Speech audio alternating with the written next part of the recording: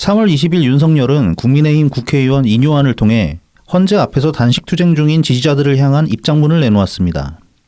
탄핵 심판이 아무리 중요해도 생명보다 소중할 수는 없으니 단식을 중단하길 간곡히 부탁드린다는 내용이었습니다. 이 같은 윤석열의 입장문을 두고 더불어민주당 대변인 안기령은 폭동을 조장하는 것이라 비난했습니다. 폭동 조장이라고까지 말할 일인가 싶지만 저러한 지도자의 입장문이 국민들 간의 대립을 조장하고 고착시킨다는 점은 분명합니다. 자신의 진영만을 향해 메시지를 낸다는 것은 대척 중인 진영 밖의 사람들을 배척한다는 의미로 이해되기 때문입니다. 그런 점에서 안기령의 비난은 다소 과하긴 해도 틀린 말은 아닐 수 있습니다. 하지만 진정성은 없습니다. 지지자만 바라보는 정치 중인 것은 민주당도 마찬가지이기 때문입니다. 탄핵이라는 주제를 두고 벌어지는 양 진영이 벌이는 지금의 집회는 기존의 집회들과는 양상이 다릅니다. 기존 집회들이 권력에 저항하고 항의하는 의미였다면 지금의 집회는 권력이 아니라 상대 진영을 향해 있는 것과 다를 게 없습니다.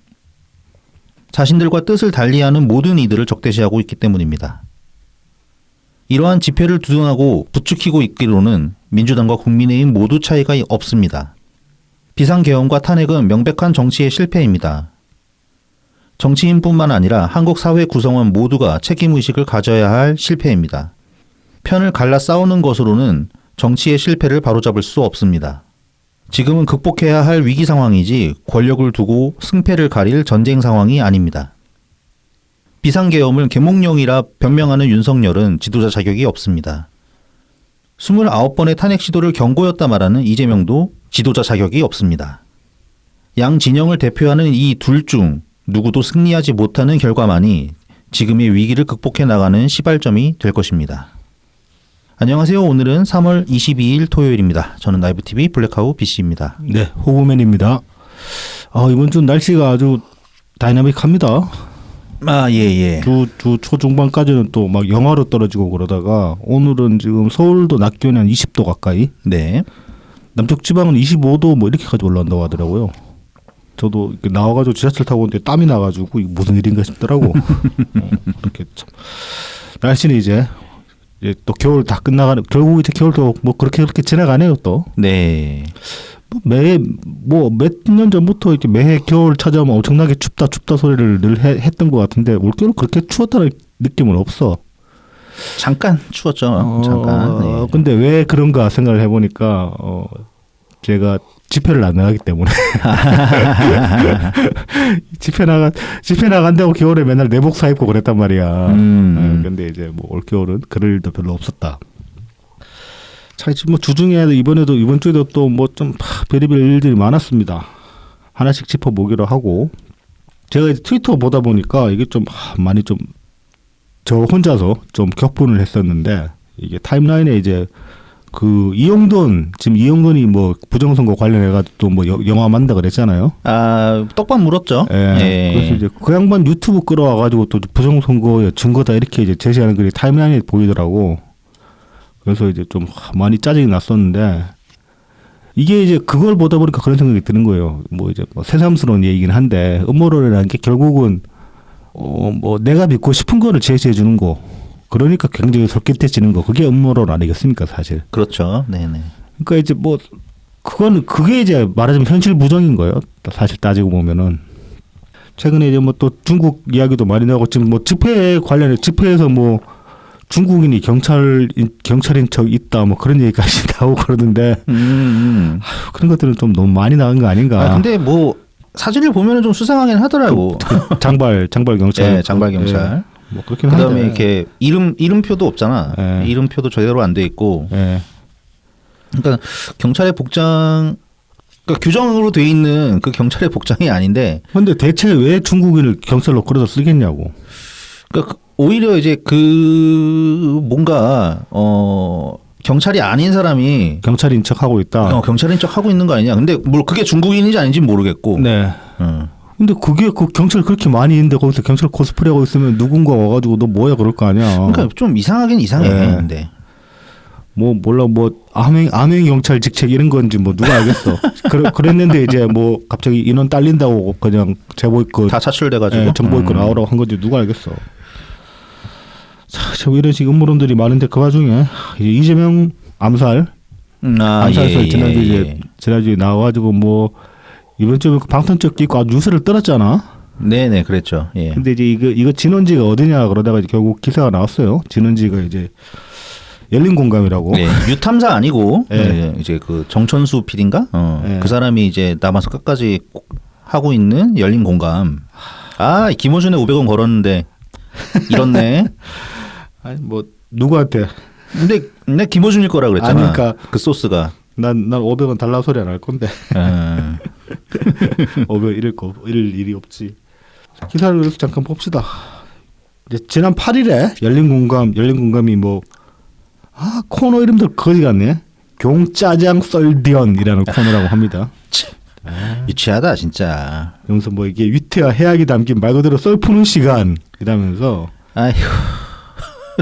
자, 그래서 지금 이 방송 말미에 제보에 의하면 모처에서 러시아에서 모기가 대거 밀반입됐다고 한다. 헌법재판소의 탄핵 심판 선고 전 헌법재판관들과 이재명 등의 생명이 위험하다. 이런 식의 자막을 띄웠다고 합니다. 그러면서 지들도 이제 캥기니까 이거 음모론이라고 그렇게 얘기를 했다고 하고, 그리고 또 이제 3월 10일에도 정천수가 이런 얘기를 했다고요. 이건 진짜 음모론이라면서 뭐 저희한테 온 제보는 메일로 왔고 뜬금없이 왔다. 솔직히 근거도 없고 증거도 없는 상황에서 시답지 않은 제보구나라고 치부해버릴 수 있는데 돌아가는 상황을 보니 가능성이 아예 없지는 않겠는가. 이거 김호준이 국회에 튀어나와가지고 한 소리랑 너무 똑같은데요? 크로스체크 자기 못 해봤다고 아직? 못 해봤는데 워낙 사안이 심각하니까 일단 얘기한다. 네. 근데 아무튼 이런 식으로 열린 공감 발로 이게 이제 이야기가 나온 겁니다. 근데 당시에 민주당 측에서 민주당 그 대변인인가 걔가 뭐라 그랬어요? 군 정보장교 출신인 통해서 이게 나온 첩보라고 그랬잖아. 예, 그랬죠. 또 구라쳤네. 그러게. 아니 뭐 따로 받았나? 개소리지. 다시 한번 말하자면 러시아에서 무기가 이렇게 대량으로 들어올 개연성이 너무 없어요. 지금 최근에 지금 이제 러시아 제재 풀렸나 그럴 거야 아마. 그 트럼프 당선되고 나가지고 러시아 제재 풀리면서 이제 지금 그 우리나라 기업들 러시아에서 다 철수했다가 다시 이제 복귀하고 있나요? 네, 다시 복귀하고 있는 중이라고 하거든요. 그래서 이제 좀 그걸로 이제 지금 굉장히 경기도 안 좋은데 러시아 특수가 약간은 발생할 수 있다 뭐 그런 얘기도 나오고 있는데 뭐 그렇다고 쳐도 뭐 지금 러시아 배가 막 활발하게 들락날락하는 상황도 아닌데 무슨 러시아 발로 무기를 밀수를 내. 지금 러시아 본토에도 무기 없어가지고 전쟁 내보낼 무기 없어서 북한 거까지 끌어다 쓰는 상황인데 야 인간들아, 시나리오 쓸 거면 중국제라고 쓰든지 아니면 뭐 동남아제라고 쓰든지. 필리핀 같은데 무기 저기 뭐 철공소에서 총 만들어서 팔고 그러거든. 아니면 그냥 정교하게 자체 제작한 싸자총이라고 하던가. 뭐 그냥 총포사에서 총 하나 들고 가도 된다고. 그 얘네들이 그 시나리오에서 말하는 그런 그 정도 특수 요원이면은. 아무튼 그래서 뭐 이딴 소리를 하고 있는데 이게 결국은 진원지가 열린 공감이었다. 참. 어쩝니까 민주당 진짜 어쩌려고 이 지경이냐. 근데 또 이 와중에 이거 가지고 또 이재명 방탄조끼 입고 유세나 떨고 있고. 그 사진 보셨죠? 방탄조끼 사진. 예. 방탄조끼를 또 누가 그렇게 입고 다닙니까 대체. 보통 보면은 좀 티 안 나게 최대한 가리고 옷깃을 여미고 해가지고 안에 입은 거 안에 받쳐 입은 게 안 보이게 그렇게 입고 다니잖아요. 보통 그런 방탄조끼는. 보이게 입어도 상관은 없지 않나? 근데 이게 이재명이 방탄조끼를 드러내고 활동할 수 있는 그런 직책의 사람이 아니잖아요. 그러니까 보이게 입어도 상관없는 건 경찰 같은 경우는 그렇죠. 그러니까 무슨 작전에 투입된 경찰 같으면 보이게 입고 다니겠지. 그런데 이거는 이재명은 그 코트 입고 있었잖아 그날. 그랬죠. 코트 입고 그 평소에 하는 대로 그 정장 차림에 가까운, 안에 보니까 뭐 타이는 안 했더라마는 뭐 목폴라티 입긴 했더라마는 아무튼 코트 입고 그렇게 이제 뭐 그 수트 차림에 가까운 그런 차림으로 다니는데 누가 그렇게 방탄조끼 대놓고 드러내고 다니냐고 대체. 그냥 자신의 몸매 자랑을 한 거 아닌가. 그리고 이제 많은 분들이 지적을 하셨듯이 이게 워낙 몸매가 볼품이 없다 보니까 방탄조끼로 가리면 뭐하냐, 머리가 몸통만한데. 거기까지만. 거기까지만. 예. 하여튼 뭐 그거 하나 더 입었다고 머리가 더 평소보다 더 커 보이긴 하더라고요.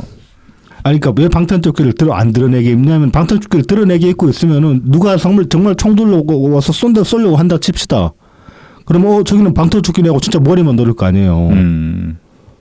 보통은 사람 쏠 때 몸을 쏜단 말이에요. 먼저. 왜냐하면 몸이 훨씬 맞추기 쉽거든요. 그렇죠. 머리는 흔들리니까. 그건 안중근 의사께서도 네.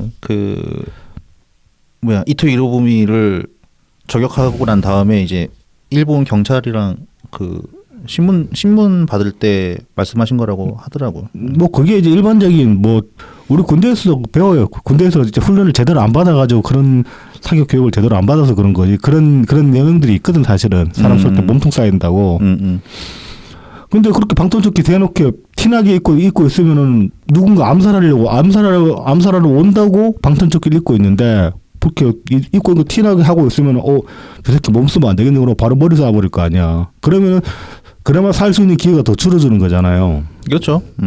그래서 누가 그렇게 입고 다니는 사람 아무도 없다. 근데 얘가 그러고 다닌 거는 결국은 나 위험해요, 개딸들 나를 봐주세요라고 그렇게 이제 또 광고하는 것밖에 안 되는 거예요, 사실은.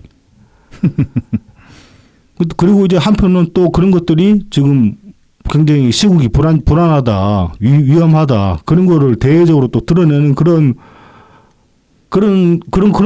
거기도 하잖아요. 그게 지도자급이 할 행동입니까 대체? 지금 어떻게든 우리나라 괜찮습니다. 안정적입니다. 걱정하지 마십시오. 그렇게 대외에 공표해야 될 이 시국에 그렇게 대통령이 되겠다는 새끼는 방탄조끼 입고 그러고 다니니까. 트럼프 보십시오. 총 맞고 나서도 따봉하잖아. 경호처에서 이제 최상목 권한대행의 네. 경호 수위를 강화하려고 이제 했는데 네. 최상목 권한대행은 그냥 냅둬라. 그렇죠. 물리쳤다고 하죠. 네, 그렇게 하죠. 얘기를 나왔죠. 비교가 되더라고요. 그게 그 자리에 있는 사람이면 그 정도 책임감은 당연하게 가져야 되는 겁니다. 사실은. 그리고 공무원 특유의 나는 지금 상황이 이러니까 이제 대통령의 권한을 대행하고 있는 것뿐이지 나는 경제부총리다. 그러니까 좀 자기 분수나 그런 것도 잘 아는 것 같고 오버 안 하는 것 같고 그래서 여러모로 좀 최상목 권한대행이 좀 미덥게 보이는 면이 있습니다. 그런 점에서는. 자, 이제 인트로에서 인용을 했던 3월 20일자 이제 민주당 안규령 논평이 있는데 패배자. 네. 그치, 패배자지. 그 꿀지역구를 갖다 줬는데도 온갖 삽질을 거듭한 끝에 국힘한테 뺏긴 패배자 안규령 논평인데 이게 이제 하도 관심해가지고 인트로에도 좀 인용을 했습니다만 한번 읽어보고 한번 가보도록 하겠습니다. 이거는 제가 읽도록 하겠습니다. 네. 왜냐하면 뒤에 이제 또 총리님 SNS 글을 하나 읽어야 될 것 같은데 이 좀 쓰레기 같은 글은 제가 읽는 게 나을 것 같아가지고. 네. 괜찮은데 저는 이재명 것도 읽었었는데. 아니 이 청취자분들께 좀 그나마 BC님 목소리가 낫기 때문에 나은 목소리로 총리님 글을 들려드려야지 그리고 이제 상대로 좀 대비되게 들어온 목소리인 제가 있는 게 낫지 않은가. 네, 제목이 이렇습니다. 테러를 막지는 못할 망정 지지자들을 염려하는 척 오히려 선동하더니 제정신입니까? 이런 제목이 글입니다. 그래서 내란 속에 윤석열이 헌법재판소 앞에서 단식 중인 지지자들을 향해 단식을 멈춰달라는 취지의 메시지를 내놓았습니다. 법비들의 장기술로 타락한 이후 12일 만에 내놓은 메시지지만 도무지 반성이라고는 찾아볼 수 없습니다. 내란 속의 뻔뻔함에 분노합니다. 지금 이제 안규령이 이 윤석열 대통령이라고 해야 될까? 해도 되고 안 해도 되고. 저번에도 윤석열이라고 했으니까. 네. 윤석열의 이 메시지를 가지고 지금 이제 분열을 책동한다. 거기서 더 나가서 폭동을 조장한다 이렇게 얘기를 하고 있잖아요. 네. 근데 지금 이 글 안에서 내란 속에 뻔뻔하게 분노합니다. 그리고 굉장히 지금 원색적으로 비난을 하고 있잖아요. 네, 그렇습니다. 이거는 분열 책동 아니에요? 이거 거의 북한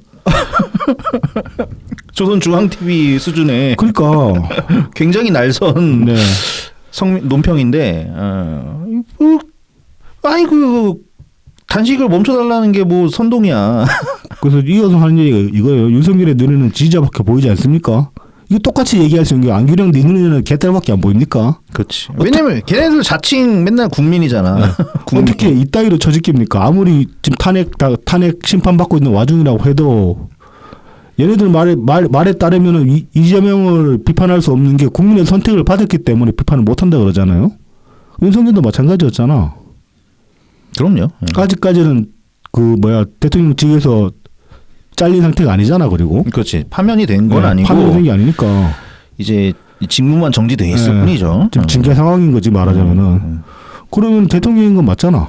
그렇죠. 아직까지는. 그런데 그리고 더구나 국민의 선택으로 됐는데 그 사람을 이런 식으로 비하를 한다고? 이래놓고는 뭐 지지자들밖에 안 보이냐 이런 식으로 얘기를 한다고. 지가 지금 하는 얘기가 똑같이 개딸들만 보이는 언어를 쓰고 있는데. 그러니까 이제 이게 이런 식으로 이야기를 한 게 굉장히 이율배반적이 될 수밖에 없습니다. 왜냐하면 얘네들 스스로 자기 정당성을 다 무너뜨렸기 때문에 반토막만 맞는 말이 될 수밖에 없는 거예요. 이런 식으로. 그래서 뭐 윤석열이 내야 할 메시지이기 때문에 지지자들을 향한 연서가 아니라 국민들을 향한 헌재 선고 승복 선언입니다. 뭐 이거는 뭐 틀린 말은 아닙니다. 뭐 판결에 승복할 때니까 시민 여러분들은 그냥 안심하시고 그냥 각자 자리에서 충실해 주십시오. 이렇게 얘기한 게 맞는 얘기긴 하겠죠. 뭐 더욱이 지지자들을 향한 윤석열의 메시지는 폭동을 조장하고 대한민국을 무법천지로 만들고 있습니다. 이거는 많이 나간 얘기죠. 그냥 단식 끝내고 돌아가 주십시오라고 얘기를 했는데. 그렇지. 이게 무슨 폭동 선동하고 뭐 폭동 선동하는 메시지까지 갈 수가 있냐고. 자, 그리고 이제 이 다음 대목이 윤석열 지지자들이 단식 중인 바로 그 헌재 앞에서 백혜련 의원이 달걀을 맞는 테러를 당했습니다. 계란이 아닌 흉기가 때문에 어쨌을지 생각만으로도 끔찍합니다. 이게 이 달걀을 던진 사람에 대한 약간 의심이 있던데. 뭐 자작극 아니냐 그런 얘기. 아니, 자작극까지는 아니겠지만 네. 이분이 윤석열 대통령 지지자가 아니다. 개딸이라고? 일단 저쪽은 그러니까 민주당 쪽 사람이 아니다. 왜냐하면 그러니까 국힘 쪽 국민의힘 쪽 사람이 아니다. 왜냐하면 그 사람이 네. 들고 있던 이 종이가 있는데 네. 뭐 거기 잠입하려고 그랬는지 몰라도 네. 윤석열 파면이라는 그걸 종이를 들고 있었어요. 그 인쇄된 거를. 네네. 그거를 들고 있었기 때문에 우리 쪽 지지자가 아니지 않냐 막 그런 저쪽 그 국민의힘 쪽 지지자들이 그 영상도 있나 보더라고요. 네.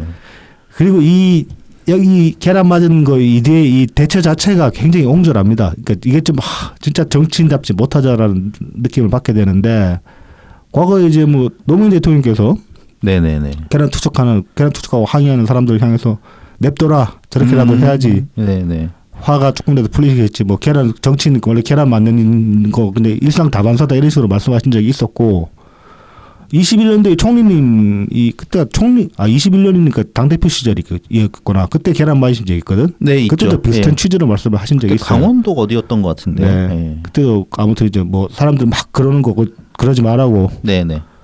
저번 하신 말씀 있나 보다 그렇게 이제 말씀을 하셨단 말이야. 그리고 이게 뭐 총리님이나 노무현 대통령님만 그러신 게 아니라 국힘 쪽도 그랬어요. 원희룡도 계란 맞았는데 비슷하게 대처한 적이 있었고.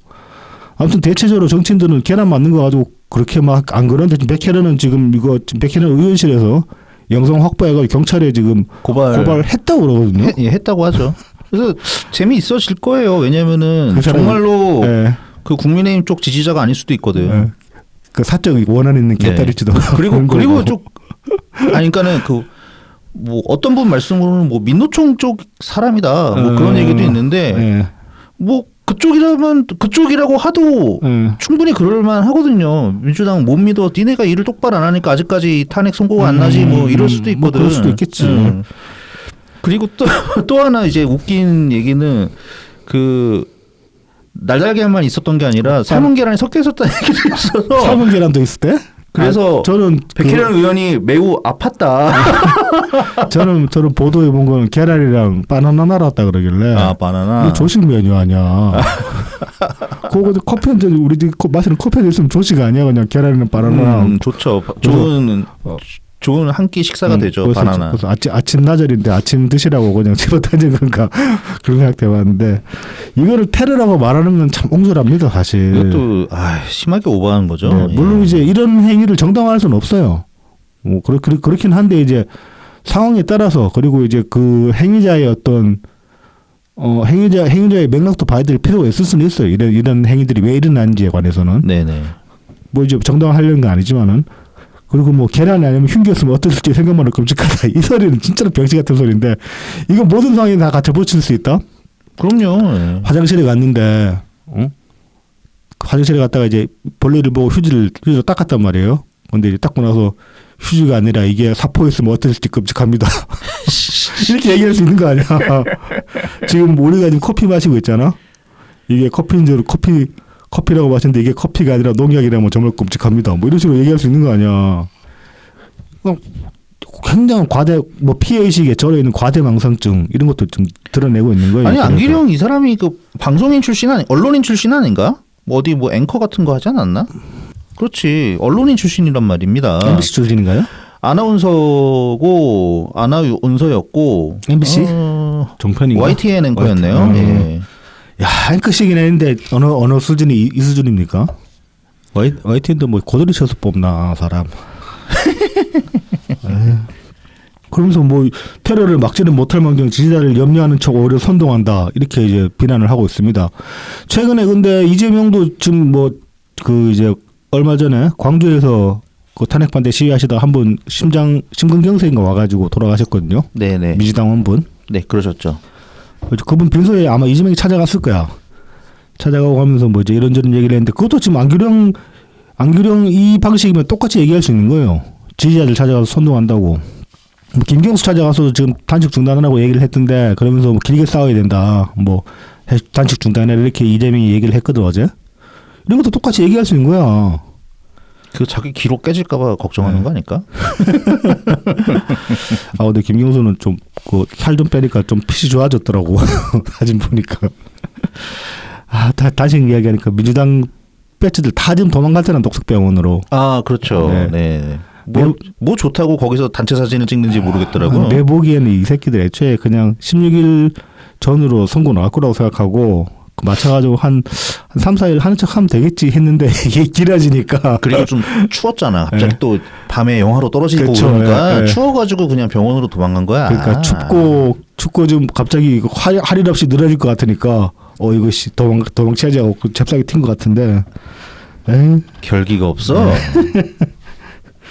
참, 뭐 아무튼 이런 식의 이제 내용으로 자기 입장문을 냈어요. 근데 여기도 보면은 결국은 윤석열 비난 그리고 이 시각 자체가 국민 전체를 향한 뭐 시각이나 언어가 아닙니다. 말하는 게 보면은 결국 개딸용이에요. 이 대변의 입장문이라는 것도. 그러니까 그 개딸용인데 네. 개딸을 국민이라고 속이고 있는 거죠. 뭐 개딸도 국민의 일부이긴 하죠. 그러니까 일부지. 네. 근데 개딸이 국민 자체는 아니잖아. 저 국민 전체는 아니죠. 예. 전체를 대표할 수는 없지. 그렇죠. 대표성이 없잖아요. 자, 그래서 전체를 국민 전체를 향해서 메시지를 낸다면 어떤 메시지를 내야 되는가? 마침 공교롭게도 요탄일 총리님도 이제 SNS에 메시지를 내셨어요. 이걸 한번 봅시다. 읽어봅시다. 지난 주말 탄핵 찬성 집회에 참여하셨던 한 시민이 귀갓길에 생을 마치셨습니다. 이달 초에 탄핵 반대를 외치며 분신하셨던 분도 결국 병원에서 숨지셨다고 합니다. 삼가 명복을 빕니다. 사나운 정치가 초래한 극한 대립이 사람들의 마음을 갈라놓고 생명마저 앗아가는 지경에 이르렀습니다. 상대를 적대시하고 저주하며 폭력마저 용인하는 정치인들의 선동에 애꿎은 국민들이 고통을 겪으시며 희생되고 계십니다. 이래서는 안 됩니다. 소중한 생명의 희생은 더더욱 있어서는 안 됩니다. 이 혼란과 불행을 빨리 끝내기 위해서도 헌법재판소가 바른 결정을 조속히 내려야 합니다. 진행되고 있는 모든 단식도 중단하시길 바랍니다. 우리 한 사람 한 사람이 모두 대한민국입니다. 나와 다른 마음을 이해하고 보듬으며 이 땅에서 함께 살아가야 하는 우리입니다. 거칠고 탐욕스러운 정치인들이 내놓는 증오와 폭력의 선동에 더는 미혹하지 맙시다. 이 힘든 시절 겸허한 마음으로 역사의 정의를 믿고 싶습니다. 아주 그 모범답안적이지 않습니까? 이게 지금 시국에 낼 수 국민들 향해 정치인이라면 국민들 향해 낼 수 있는 메시지는 이거밖에 없어요. 이런 거밖에 없어요. 사실 자기 편 향해서만 내는 거는 어떤 내용이든 간에 결국은 분열을 조장하는 결과만 초래할 뿐입니다. 자기 편한테만 내는 메시지니까 그 자체로 어떤 바운드리를 형성해가지고 바운드리 바깥에 있는 사람을 적재시하게 만들어 버린단 말이지. 결국은 내 편, 네 편을 갈라버린단 말이지. 그러니까 지금 정치가 문제가 된 게 서로 내로남불을 하니까. 그렇죠. 예, 자기들이 유리할 때는 이 주장을 했다가 상황이 바뀌니까 그 자기들의 위치가 바뀌니까는 전에 반대했던 거를 지금은 찬성하고 그렇죠. 이런 식으로 말들이 계속 왔다 갔다 바뀌니까. 그렇죠. 뭐 이따가 저희가 이제 좀 얘기하겠지만은 지금 탄핵 관련해서도 박근혜 탄핵 때 입장이랑 민주당 박근혜 탄핵 때 민주당이 취했던 스탠스랑 지금 스탠스랑 정반대인 경우도 있고 그렇잖아요, 보면. 네, 그렇죠. 그런 식으로 가면은 어떻게 그런 식으로 가버리면 법치주의도 무너지는 거예요, 사실은. 법이라는 게 상황에 좌우되지 않고 흔들리지 않는 세워진 원칙이라고 볼 수 있는 거잖아요. 그렇죠. 기준이고 원칙이잖아요. 네네. 근데 이걸 지금 법조차도 그렇게 자기들 입맛대로 이때는 옳았다가 뭐 지금은 틀리다 이런 식으로 얘기를 해버리니까 이래버리면 진짜로 뭐 어쩌자는 건지 모르겠어요, 진짜로. 자, 그래서 총리님 이 SNS 글은 참 지극히 당연한 말씀이긴 한데 지금 이 시국에 이런 메시지를 내는 정치인이 거의 정치판에는 없기 때문에 네네. 그래서 굉장히 소중하다 그런 생각이 들어가지고 앞에 이제 방송 앞부분에 잠깐 소개를 해드렸습니다. 총리님 뭐 메시지도 소개했으니까 총리님 소식 좀 전해드리자면은 이제 또 4월달에 지금 일정이 2개 잡혀 있습니다. 그래서 이제 4월 1일 날은 저녁 7시 서울대학교에서 한국 정치의 미래를 묻다 강연을 하시는데 요건 재학생 대상이더라고 확인을 해보니까. 네네. 서울대 사회과학부던가? 네, 뭐 사회과학부. 그쪽에서 초청해가지고 네. 하는 강연이죠.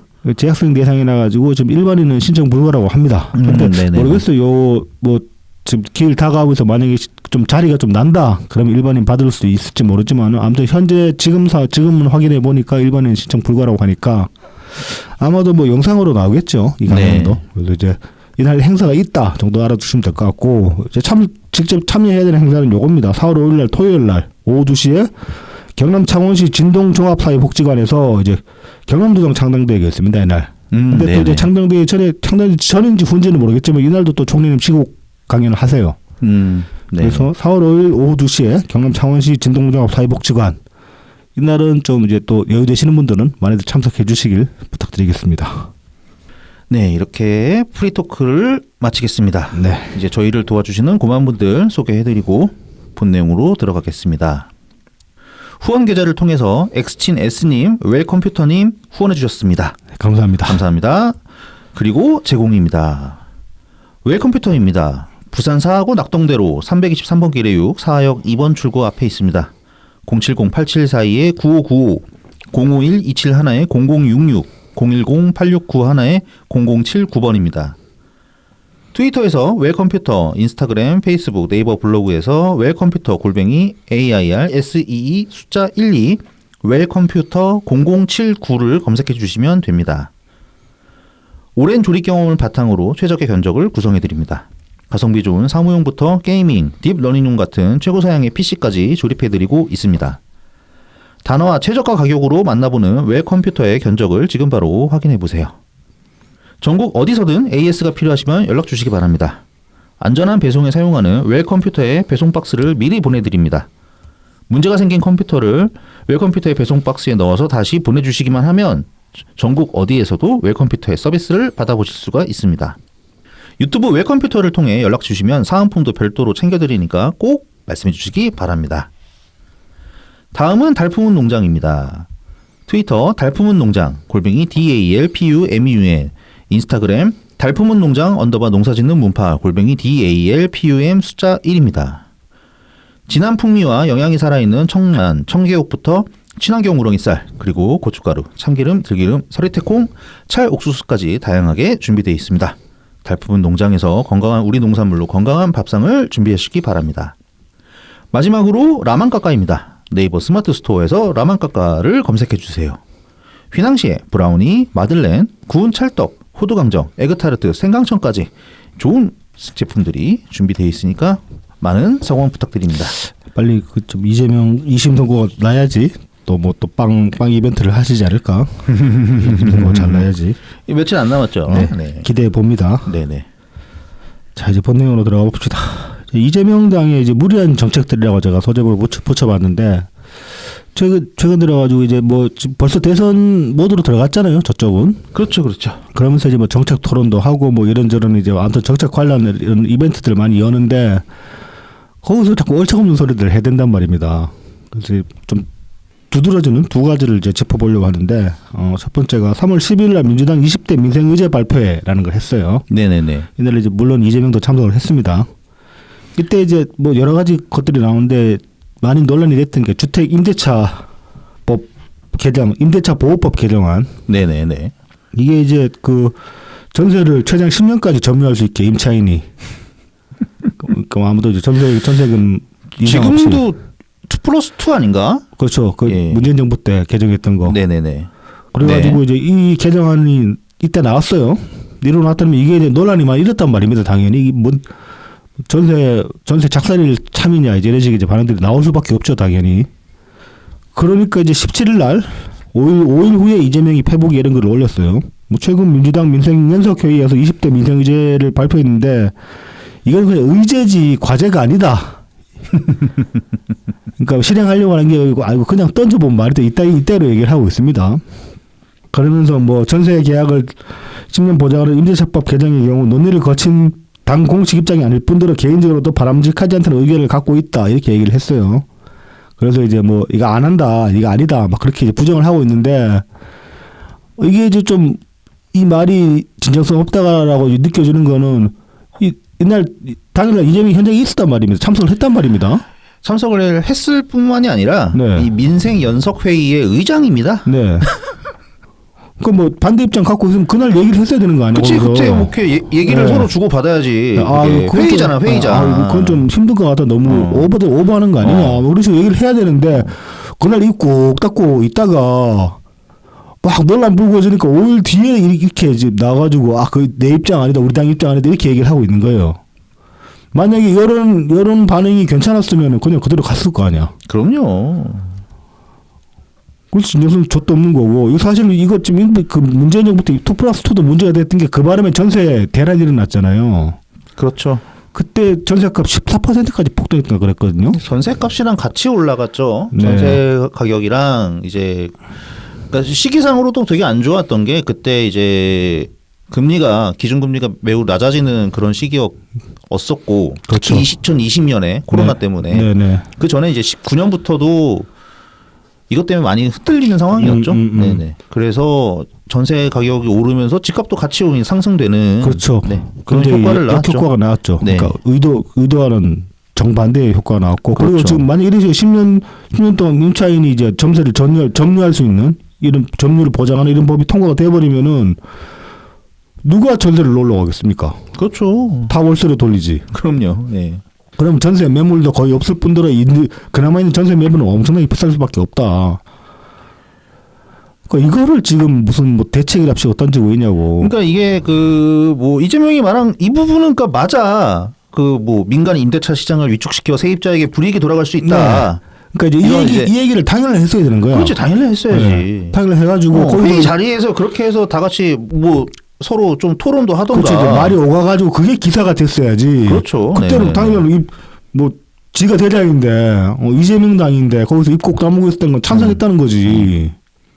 잘하고 있네. 그러다가 나중에 딴 말 나오니까 이거 내 책임 아님? 내가 한 말 아님? 이러는 거 아니야 그냥. 나는 반대야. 이제 와서.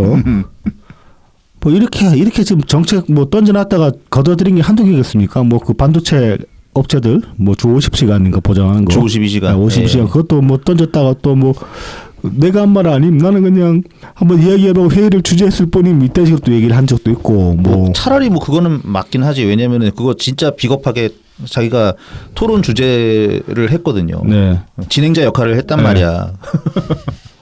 근데 뭐 사실 꼭 해줄 것처럼 그때 보도가 나왔었단 말이야. 그랬죠. 그때만 해도. 네. 그래가지고 이것도 여론이 안 좋으니까 또 걷어들인 거 아니야. 그런 다음에 이제 뭐 주 4일제 이런 얘기하고. 이런 식으로 굉장히 이제 비겁하게 또 말 던져놓고 간 보다가 샥 걷어들이는 이런 행태를 취하고 있고 이거 말고도 이제 좀 골 때리는 게 이거였어요. 3월 6일 날 민주당이 가상자산 세미나라는 걸 개최를 했습니다. 옛날에 이제 우리나라 코인 중에 뭐 무슨 코인이든 아무튼 뭐 코인이 하도 많아가지고 아무튼 머시기 코인 뭐 대표도 나오고 그랬었는데 그 거래소 대표 아닌가? 뭐 하여튼. 네. 예. 아무튼 뭐 코인 현장 관계자 네네.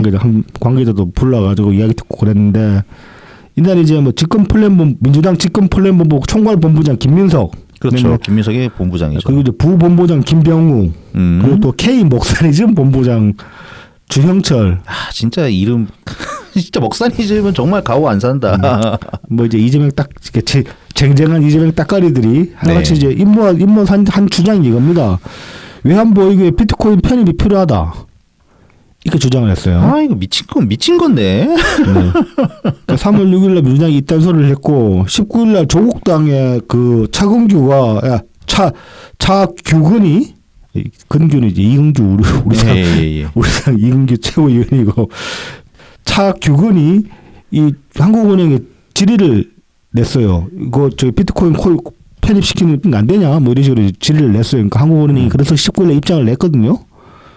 이제 한국은행이 한 얘기가 가격 변동성이 높고 IMF의 외환보유액 산정 기준에도 부합하지 않는다는 이유를 들어가지고 논의 및 검토한 바가 없다. 뭔 개소리냐 이렇게 얘기를 한 거야. 그렇죠. 그러니까는 뭐 논의 자체가 필요 없다. 네. 이거 말이 되는 소리를 좀 해라. 그렇죠. 뭐 그 정도로 봐야 됩니다. 네네. 그래서 이제 이 외환보유액 산정 기준이라는 게 필요할 때 즉각 활용할 수 있어야 하지만은 그렇죠. 이제 외환보유액이라는 건 유동성이 중요하잖아요. 우리가 이제 뭐 환율 방어 같은 거 할 때 외환보유고를 즉각 풀어야 될 상황도 생기는 거고 네네. 그런 거니까 그래서 즉각 활용할 수 있어야 하는데 비트코인은 그렇지가 못하다 일단. 네. 이거를 뭐 돈 주고 사오면은 팔 때 손해 보고 팔 수는 없는 거잖아. 그럼요. 네네. 아니 뭐 너무 급하면 그럴 수밖에 없는데 어쨌든 살 때 가격과 팔 때 가격의 차이가 별로 없는 게 제일 좋죠. 그렇죠. 이제 그 흔들림이 적을수록 좋은 거죠. 네네네. 그래서 이제 유동성과 시장성을 같이 언제든 교환할 수 있는 통화로 신용등급이 적격 투자 등급 이상이어야 하지만은 이게 이제 비트코인 같은 건 가상 자산은 자산과 화폐로 정의가 명확하지 않아 가지고 금액 산정 자체도 힘들다. 당연하죠. 예, 그렇죠. 뭐 시세가 수시로 바뀌는데 수시가 오르락내리락 하는데 이거를 주고 뭐 그러면 이게 외환보유고에 포함이 되어버리면 우리나라 총 외환보유고를 추산하기가 굉장히 힘들어져요. 네네네. 매일매일 오르락내리락 하는 거예요, 진짜로. 그럼요. 그래서 이제 뭐 가격 변동 등 불안정성이 높다는 점에서 현금화하는 과정에서 또 거래 비용이 급격하게 확대될 수도 있다. 이것도 이제 문제라는 거예요. 그럼요. 그래서 이런 점들을 들어가지고 비트코인 외환보유고에 편입시킨 거 뭐 개소리냐 이렇게 이제 얘기가 나오는 거예요. 그리고 이제 관련 기사를 보면 이제 주요국들 중에 비트코인을 외환보유고로 지금 편입시켜가지고 실행 중인 곳은 한 곳도 없다 이렇게 이게 짚고 있습니다.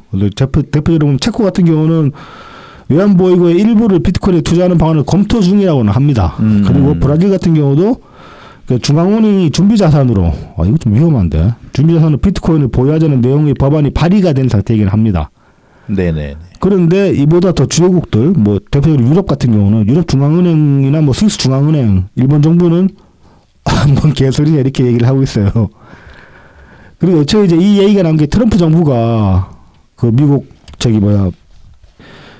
어떤 금융 보유고 일부를 비트코인으로 하겠다. 뭐 이렇게 이제 발표를 했다고 하면서 거기에 편승해서 우리도 해야 된다 이렇게 얘기를 한 건데. 트럼프 2.0에 대비해야 된다. 네. 막 이렇게 얘기를 하면서 이 세미나에서 외환 보유고에 비트코인을 편입시켜야 되지 않겠냐 막 이러는 거죠.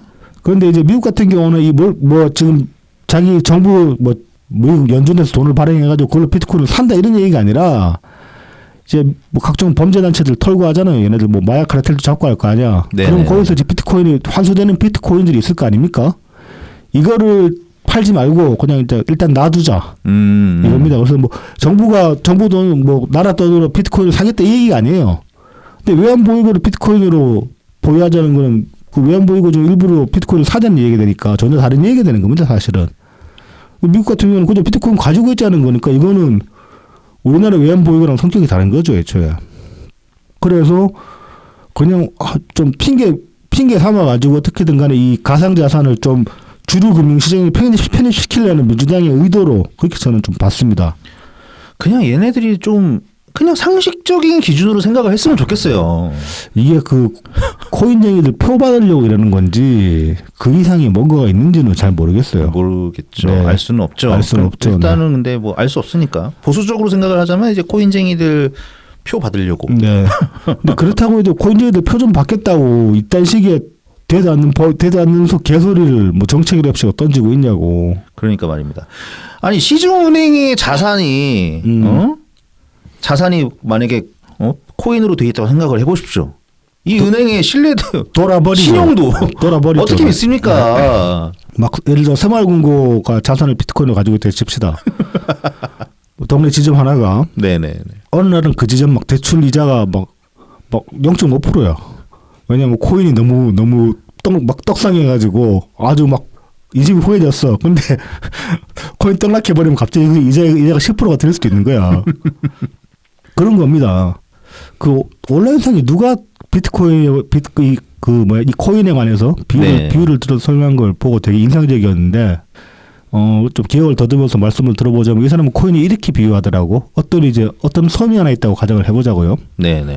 어떤 섬이 하나 있는데 그 섬이 어느 날 부자가 찾아왔어. 한 부자가 찾아와가지고 이 섬에서는 닭을 나한테 팔면 닭 한 마리당 100만 원씩 쳐주겠다 그랬어. 네네. 그 주민들이 좋다고 이제 막 야생 닭까지 잡아가지고 다 갖다 바친 거야. 그냥 마리당 100만 원이니까. 그래서 닭을 한번 싹 쓸어갔다. 그리고 이제 좀 있다가 얼마 뒤에 다시 와가지고 닭을 300만 원에 또 매입하겠다 그런 거야. 한번 걷어가는데 300만 원이면 눈 뒤집어지잖아. 그렇죠. 그래서 집에 있는다 없는 데까지 다 끄집어내가지고 계란 낳는 닭 필요 없다 그러고 다 또 300만 원을 판 거야. 싹 다 걷어갔어. 그러고 났더니 다음번에 이제 또 와가지고 이 사람이 이번에 닭 좀 1,000만 원에 매입하려고 그런다. 그랬는데 닭이 없잖아 이제. 네네. 닭이 1,000만 원에 매입하겠다 그랬는데 주민들이 좀 이게 닭이 없는데 어떡하지 뭐 그러고 있으니까 그러면 며칠 뒤에 올 테니까 그러고 이제 잠시 떠났어. 그러고 났더니 그 부자의 어떤 측근이라는 사람이 쓰고 와가지고 그때 매입했던 닭 내가 다 창고에 잡아놨는데 이거 내가 500만 원에 당신들한테 팔 테니까 나중에 1,000만 원에 팔아라. 그렇게 얘기하고 500만 원에 주민들한테 다 판 거야. 그러고 난 뒤에는 사라졌어.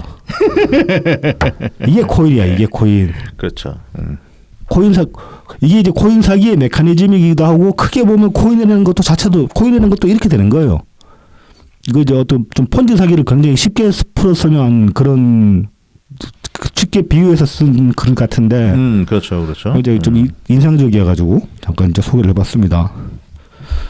참 또 이런 식으로 굉장히 이런 것들을 어떤 집권 가능성이 가장 높은 당이 이런 것들을 정책이라고 던지는 거는 또 이것도 대외적으로 보면 굉장히 좀 안 좋게 보일 거라고 저는 생각하거든요. 쟤네들 정신 못 차린다, 저 나라 불안하다 그런 식의 인식을 주지 않을까 좀 그런 염려도 좀 됩니다.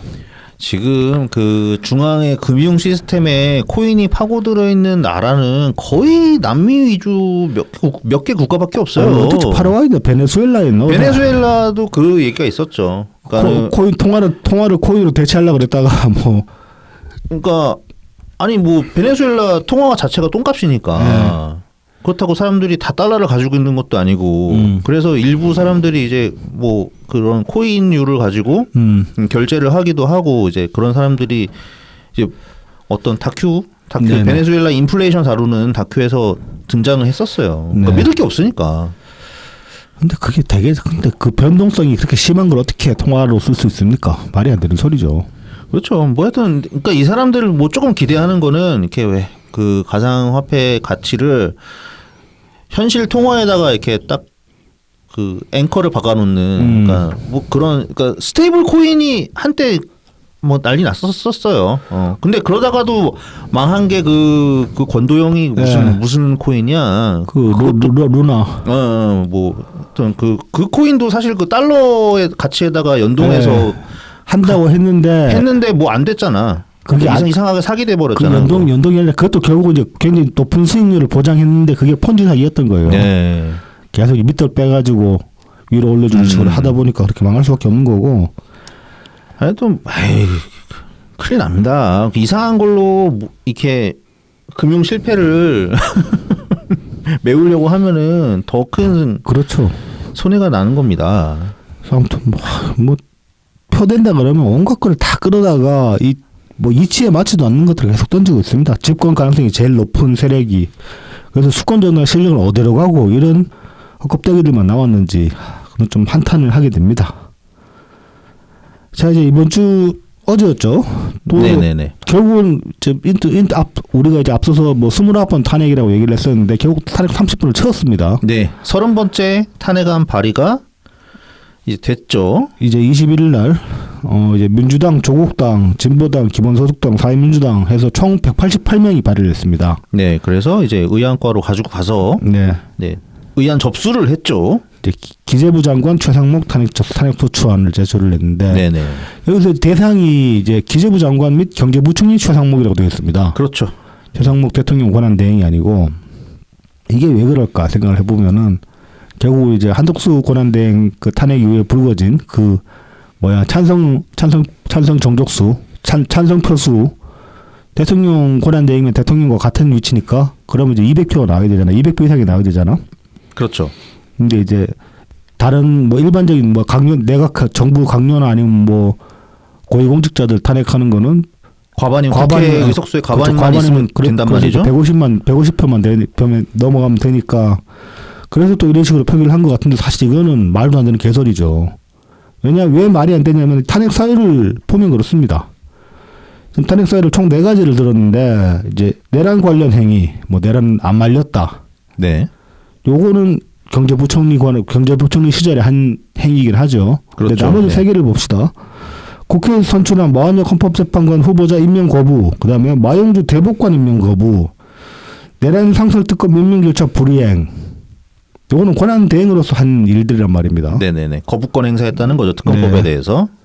그럼 결국 이 탄핵 사유 4가지 중에 3가지가 권한 대행으로 행사한 일들에 관해서 이제 지금 이걸로 탄핵하겠다는 건데, 근데 왜 이 사람을 권한 대행이 아니라 경제부총리로 탄핵을 하냐고. 이게 월요일 날 이제 결과가 나올 네. 이 한덕수 총리 네네. 탄핵소추 사유도 동일합니다. 그렇습니다. 윤석열 내란 행위 공모 또는 묵인 또는 방조. 네. 이게 하나가 있고 네. 그다음에가 헌법재판관 후보자 임명 거부, 상설특검 임명 회피, 그다음에 김건희 특검법, 그다음에 해병대 그 최상병 특검법 네, 거부, 네. 그리고 이거 하나 이제 최상목한테 없는 거죠. 한동훈 대표와 공동 국정 운영 시도. 이게 이제 헌법에 기초하지 않은 거다. 이게 네, 네, 네. 윤석열 빠져 있고 그 한 체제로 가겠다고 한 게 그게 이제 헌법에 없는 거니까 네. 그건 위헌이다. 네. 이거 가지고 이제 탄핵 소추하려고 한 거거든요. 네. 그거랑 이제 하나도 발전이 없습니다. 하나도 그렇습니다. 발전. 예. 거기다 더군다나 이제 좀 꼼수랍시고 부린 게 우리는 경제부총리로서 탄핵한다. 이러고 이제 마찬가지로 나오고 똑같이 있는 한 거예요. 거죠. 네. 이제 한덕수 정총리를 이제 그때도 총리로서 탄핵한 거였나? 네. 그래서 국민의힘 없이 네. 도움이 없이 네. 그냥 그 민주당과 그렇죠. 다른 야당들 의석수만 가지고 탄핵을 시킨 거였죠. 한덕수 권한 대행을. 하지만 정작 이제 탄핵 사유에는 권한 대행으로서 행한 일들에 관한 게 더 많았단 말이지. 그렇죠. 예. 그럼 이제 그것만 앞뒤가 안 맞는 거죠, 사실. 그리고 그때는 또 우원식 의장까지 그렇죠. 이거 정족수는 150으로 하겠습니다. 총리니까 150으로 하겠다고 국회의장이 그렇죠. 아예 이렇게 네. 자리를 판을 깔아줬어요. 그렇게 해가지고 본회의에서 이제 표결이 이루어졌던 겁니다. 우원식은 그거 죽을 때까지 쪽팔린 줄 알아야 돼. 그때 그런 거는. 그래야 되는데 말이죠. 네. 자, 그래서 뭐 지금 이제 임명 크게 보면 뭐 이제 유현이라고 임명 거부나 뭐 특검 거부가 유현이라고 이걸로 탄핵하겠다고 그러고 있는데 여기 관해서 이제 좀 기존 민주당의 기존 이제 국회의 사례를 들어가지고 반박한 글이 있어가지고 하나를 좀 이제 가져와 볼까 합니다. 여기 이제 그 3월 19일 디지털 타임스에 이제 권순욱 칼럼. 아 이거 너무 티난다. 예, 뭐 또 오랜만에 티 좀 내겠습니다. 네. 요즘 권순욱 기자님 디지털 타임스로 이제 완전히 필드로 복귀를 하셔가지고 네네. 좀 가열차게 칼럼을 그냥 써제끼고 계십니다. 아주. 저 개인적으로 이제 권 기자님은 방송보다 권 기자님 글을 더 좋아하기 때문에 네네네. 좀 자리를 찾아가신 거 아닌가 뭐 이렇게 생각합니다. 그 디지털 타임스 대표님께서도 칼럼이 너무 좋다고 막 그런데요? 그 자랑도 하시더라고. 그래요? 대표님한테 칭찬받았다고.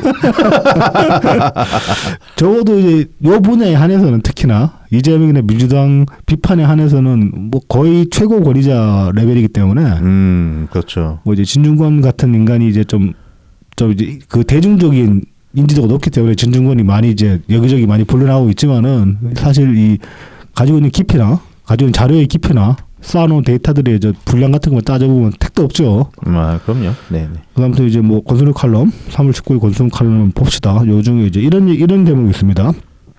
이재명 이재명 더불어민주당 대표가 최상목 권한대행을 향해 직무유기 현행범으로 체포될 수 있으니 몸조심하라고 경고했다. 이거 이제 몸조심하라 그 소리 했었죠. 네네.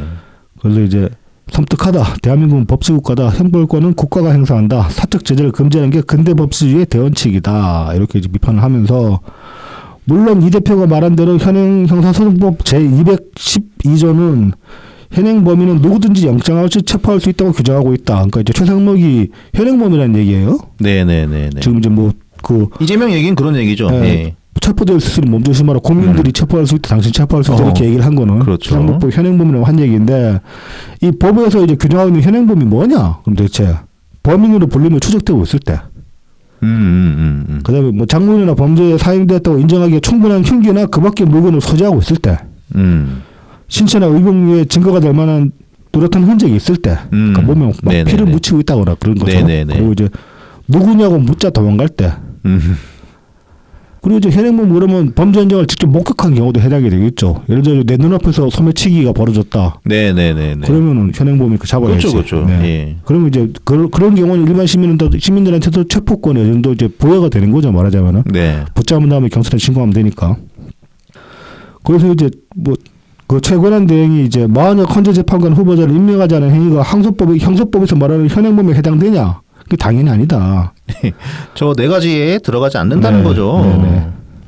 그리고 이제 만약에 이걸 이제 최상목 권한대행을 현행범으로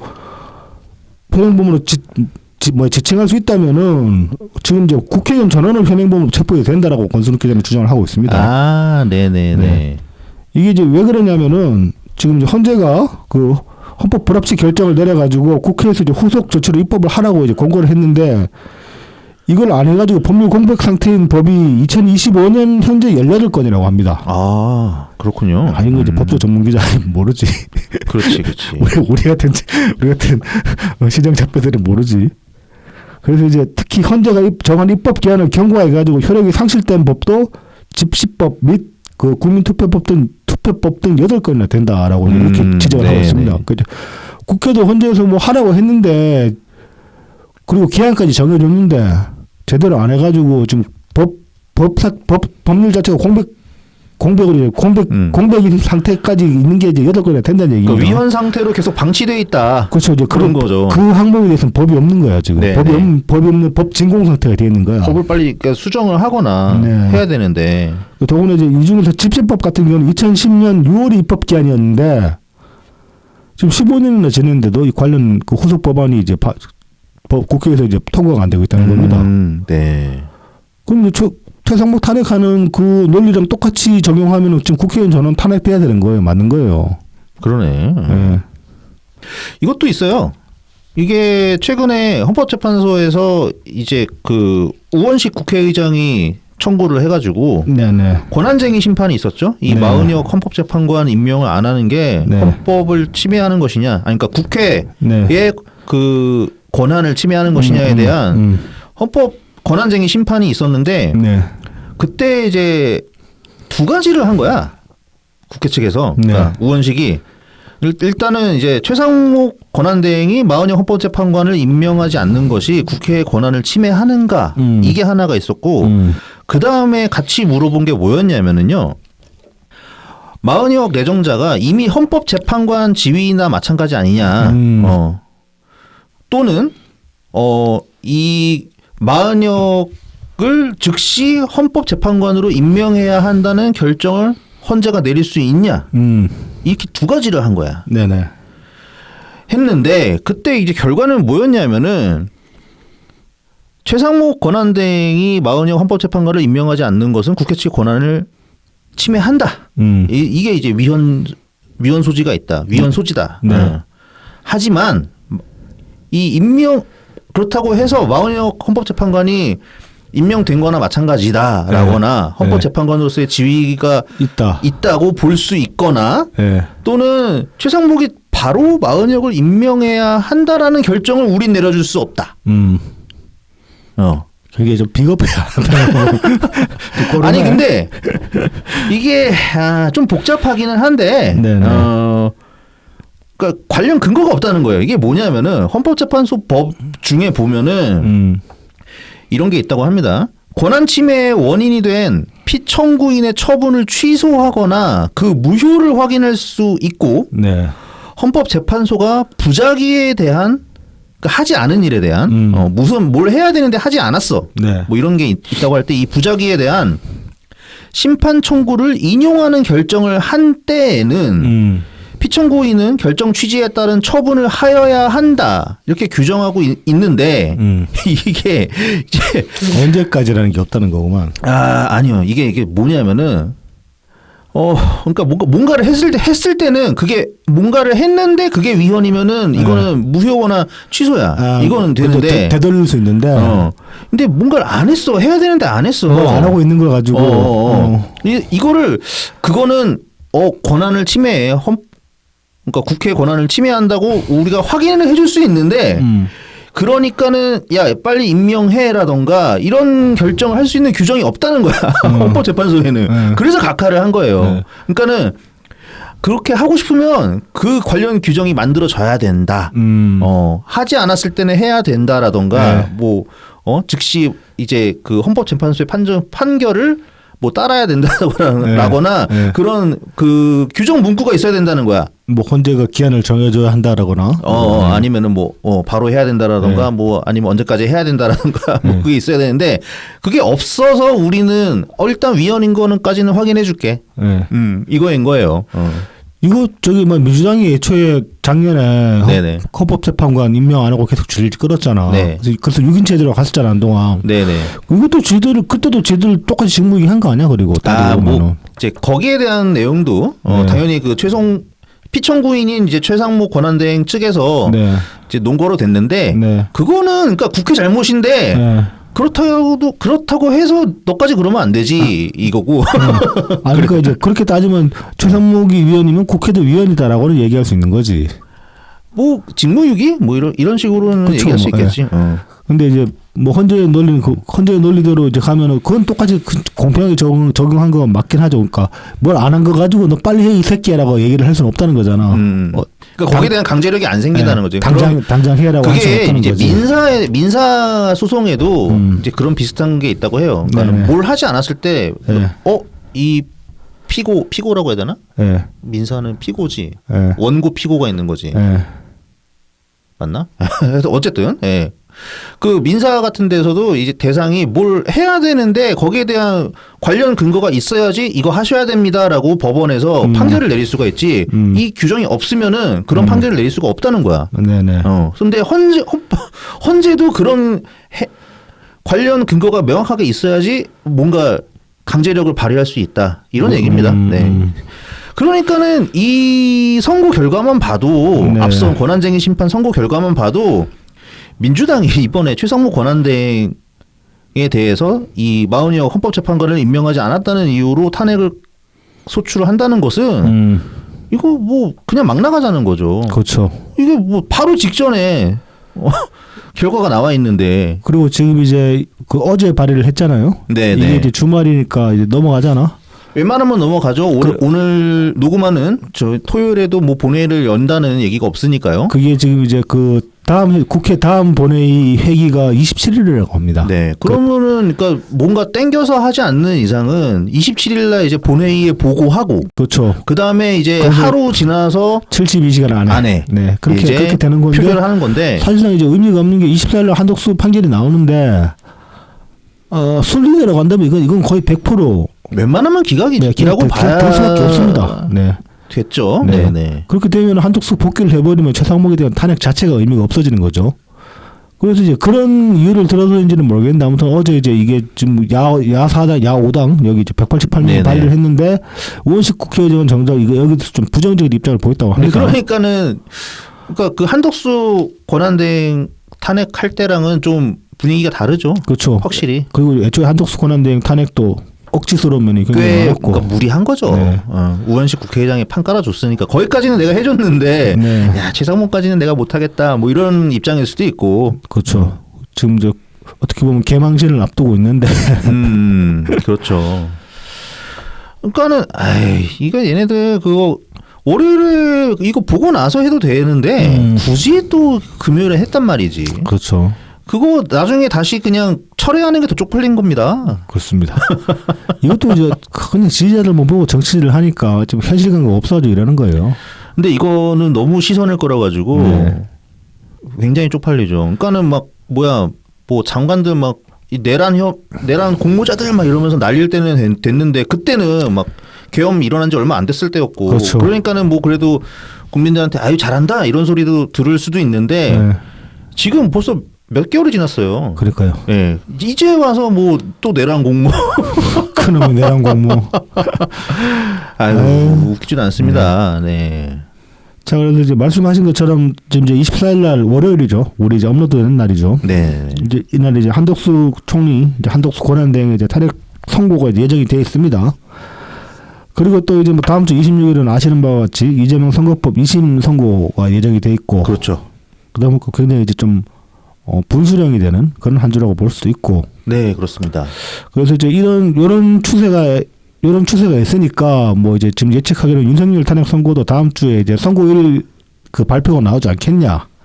지금 다음 주에 이제 탄핵 선고하는 얘기는 없잖아요, 일단. 네, 아직까지는요. 다음 주 중에 이제 선고일이 발표되지 않겠냐. 이제 그런 뭐 전망도 그런 예측도 있고 한데 또 이제 다른 쪽에서는 보면은 또 지금 뭐 판결도 아직 이루어지지 않고 있다. 뭐 이런 보도도 나오는 네. 상황이라 가지고 뭐 판결을 들어가야 이게 판결의 결과가 나오고 그렇죠. 선고일이 잡히는데 그렇죠. 지금 판결 시작도 못했다라는 보도가 또 어제 나왔다고 하죠. JTBC 발로 이제 나왔는데 네. 그래서 이제 뭐 지금 4월 달로 넘어가는 거 아니냐 이제 그런 추측도 나오고 있는 그렇죠. 상황입니다. 다음 주 넘어가면 4월이지. 네. 그런데 이제 뭐 저는 좀 그래요. 사실상 지금 확 명백하게 이제 뭔가 확실한 근거를 가지고 얘기할 수 있는 보도될 수 있는 부분이 없기 때문에 이 얘기 관련해 가지고는 네네. 지금 뭐 한덕수 그 권한대행 24일 날 탄핵 선고 이제 한다 이것도 몰랐잖아. 그렇죠, 그렇죠. 헌재에서 발표해 주니까 알았잖아. 네, 그전까지는 한덕수 권한대행 탄핵 선고 왜 안 하냐 뭐 그렇게 했지 언제 한다 그런 거 예측 아무도 못했잖아. 네. 마찬가지일 거라고 보거든요. 그래서 사실상 이거에 관해서 뭐 이제 언제 될 것이다 그런 식으로 이제 좀 예측하는 건 무의미하지 않은가. 네, 모든 예측이 무의미한 상황이다. 그래서 이제 그냥 때 되면 하겠지. 뭐 그 정도로 지켜보는 게 가장 타당하지 않을까. 그래서 뭐 많은 언론 뭐 관계자들이나 뭐 이런 사람들이 이제 취재를 했다는 네. 얘기를 하면서 뭐 예상을 내놓는데 네. 사실상 믿을 수 있는 거 거의 없지 않냐. 그렇습니다. 네. 그냥 뭐 참고 정도만. 네. 네. 논리적인 어떤 흐름을 얘기를 할 때 거기에 대한 것만 이제 참고하는 게 맞지 않겠냐 이런 네. 생각을 하고 있고요. 네. 자, 그래서 이 3월 2일에 네. 매일경제신문에 예전 박근혜 전 대통령 탄핵 심판의 헌법재판관으로 참여했었던 강일원 전 헌법재판관이 네네. 칼럼을 하나 썼습니다. 네. 절차적 정의라는 네. 칼럼을 쓰셨습니다. 칼럼 이제 뭐 저희가 지금 소개를 해드릴 거지만은 한번 찾아서 읽어보시는 것도 괜찮을 것 같아요. 꽤 굉장히 잘 쓰여진 칼럼으로 보여가지고. 앞선 지금 이제 이 윤석열 대통령 탄핵 심판에서 네.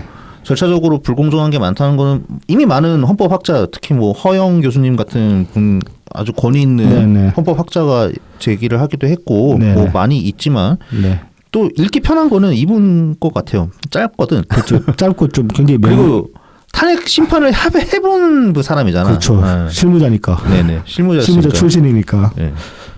필드 뛰셨던 분이니까 네. 굉장히 이렇게 뭔가 좀 생동감이 있달까. 네. 이분 약간 이제 거칠게 좀 제가 요약을 해봤는데 네.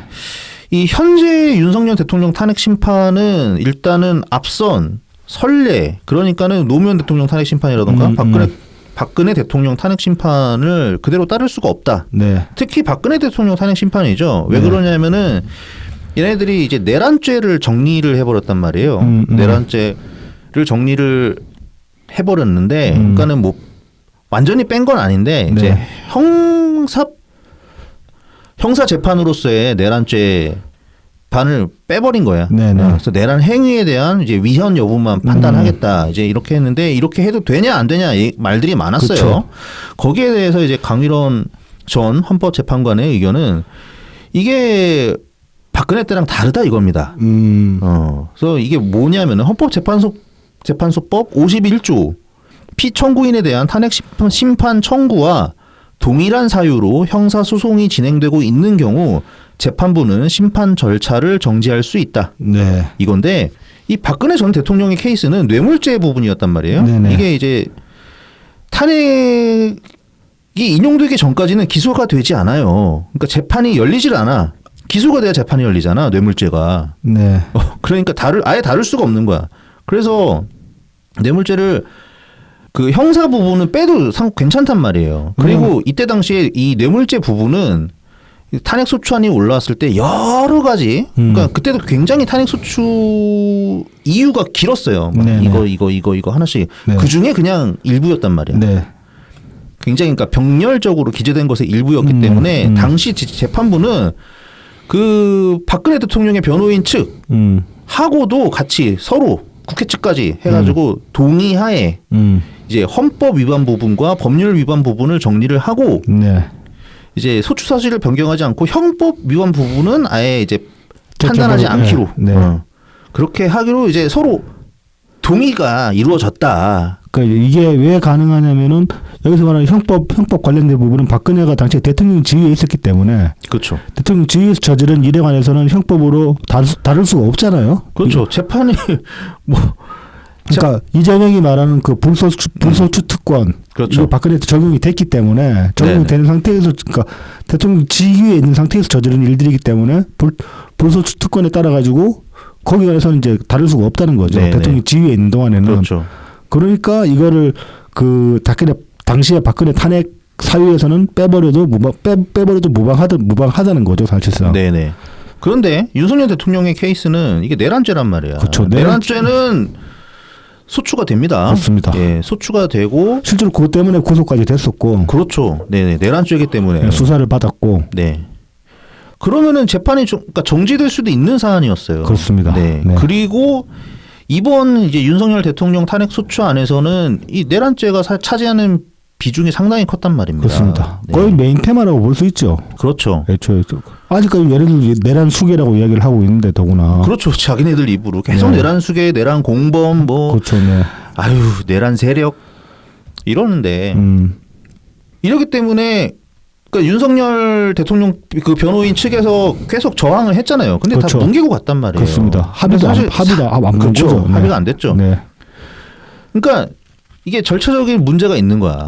계속 이건 법률적인 어떤 저항을 하고 있는데 그냥 뭐 헌법재판소니까 괜찮다 이런 식으로 그냥 자꾸 갔단 말이에요. 임의대로 할 수 예. 있다 이래서 제껴버리고 한 거죠. 이게 이제 강일원 전 헌법재판관이 보기에도 이거는 온당하지 않다. 네, 이런 얘기를 한 거고. 네. 그다음에 이제 두 번째 거는 이거입니다. 2020년에 형사소송법이 개정됐다. 네. 이게 이제 형사소송법 제 312조인데요. 네. 이게 검사가 작성한 피의자 신문 조서는 적법한 절차와 방식에 따라 작성된 것으로서 공판 준비, 공판 기일에 그 피의자였던 피고인 또는 변호인이 그 내용을 인정할 때에 한정하여 증거로 할 수 있다. 네. 이 부분 때문에 그런 건데 네. 이거 이재명도 이제 기분 좋게 한번 이용했죠. 네. 그때 그 무슨 재판이었지? 성남 FC였나? 하여튼 무슨 재판에 위중교사 재판이었나? 그 이재명 지지자들이 있어. 검찰이 네. 이재명 욕보이려고 증인을 뭐 100몇 명인가 불러들였다. 재판에. 검찰이 증인 신청한 거야. 네. 막 그러면서 막 이게 이재명 괴롭히기 재판 아니냐 이렇게 하는데 이게 이재명 때문에 만들어진 거거든. 그렇죠. 그러니까는 검찰에서 제시한 모든 증거를 다 인정을 안 했어. 그렇습니다. 그러니까는 그 사람 불러다가 증인들을 불러서 재판정에서 확인을 해야 되니까. 확인을 하는 수밖에 없는 거야. 네. 신문하면서 변호인 측, 검찰 측. 네. 그게 이 2020년에 생긴 이 개정된 네. 이게 신설조항이야. 신설조항. 형사소송법입니다. 네. 근데 이제 헌법재판은 이제 형사소송법을 준용한다. 네. 이 내용이 있거든요. 네. 그래서 이제 윤석열 대통령 탄핵 심판이 벌어지던 때 이제 막 증인 얘를 불러야 된다. 그러니까 검찰 신문 조서만 가지고 진술, 그러니까 검찰에서 수사받을 때 진술한 것만 가지고 이게 탄핵 증거로 쓰이면 안 된다. 네네. 사람 불러서 우리 측도 확인해야 된다. 예. 그 증인과 대지를 해가지고 예. 신문을 해야지만 뭐 탄핵시킬 거는 우리도 탄핵시키자고 주장을 할 거 아니냐. 증거에 대한 탄핵 네네. 주장할 거 아니냐. 근데 그 뭉개고 갔거든 이것도. 그럼 전에 박근혜 대통령 때는 어떻게 했냐 하면은 뭐 태블릿 PC 같은 좀 논란이 있었던 당시에 그런 네. 증거 자료는 증거로 네. 채택되지 않았고 네. 중요한 조서는 그 진술한 사람을 증인으로 소환을 해서 그 내용을 확인하고 그렇죠. 예. 뭐 그때 막 우병우 불려 나와가지고 뭐 그 증인신문하고 그런 것도 다 나왔잖아 방송에. 네, 그랬었죠. 여기서 이제 또 한 가지 짚을 수 있는 게 지금 이제 요 당시에 헌법재판관으로 참여했던 이 변호사분이 지금 쓰신 글이잖아요. 여기서 보면 태블릿 PC가 증거로 채택 안 됐다고 나왔습니다.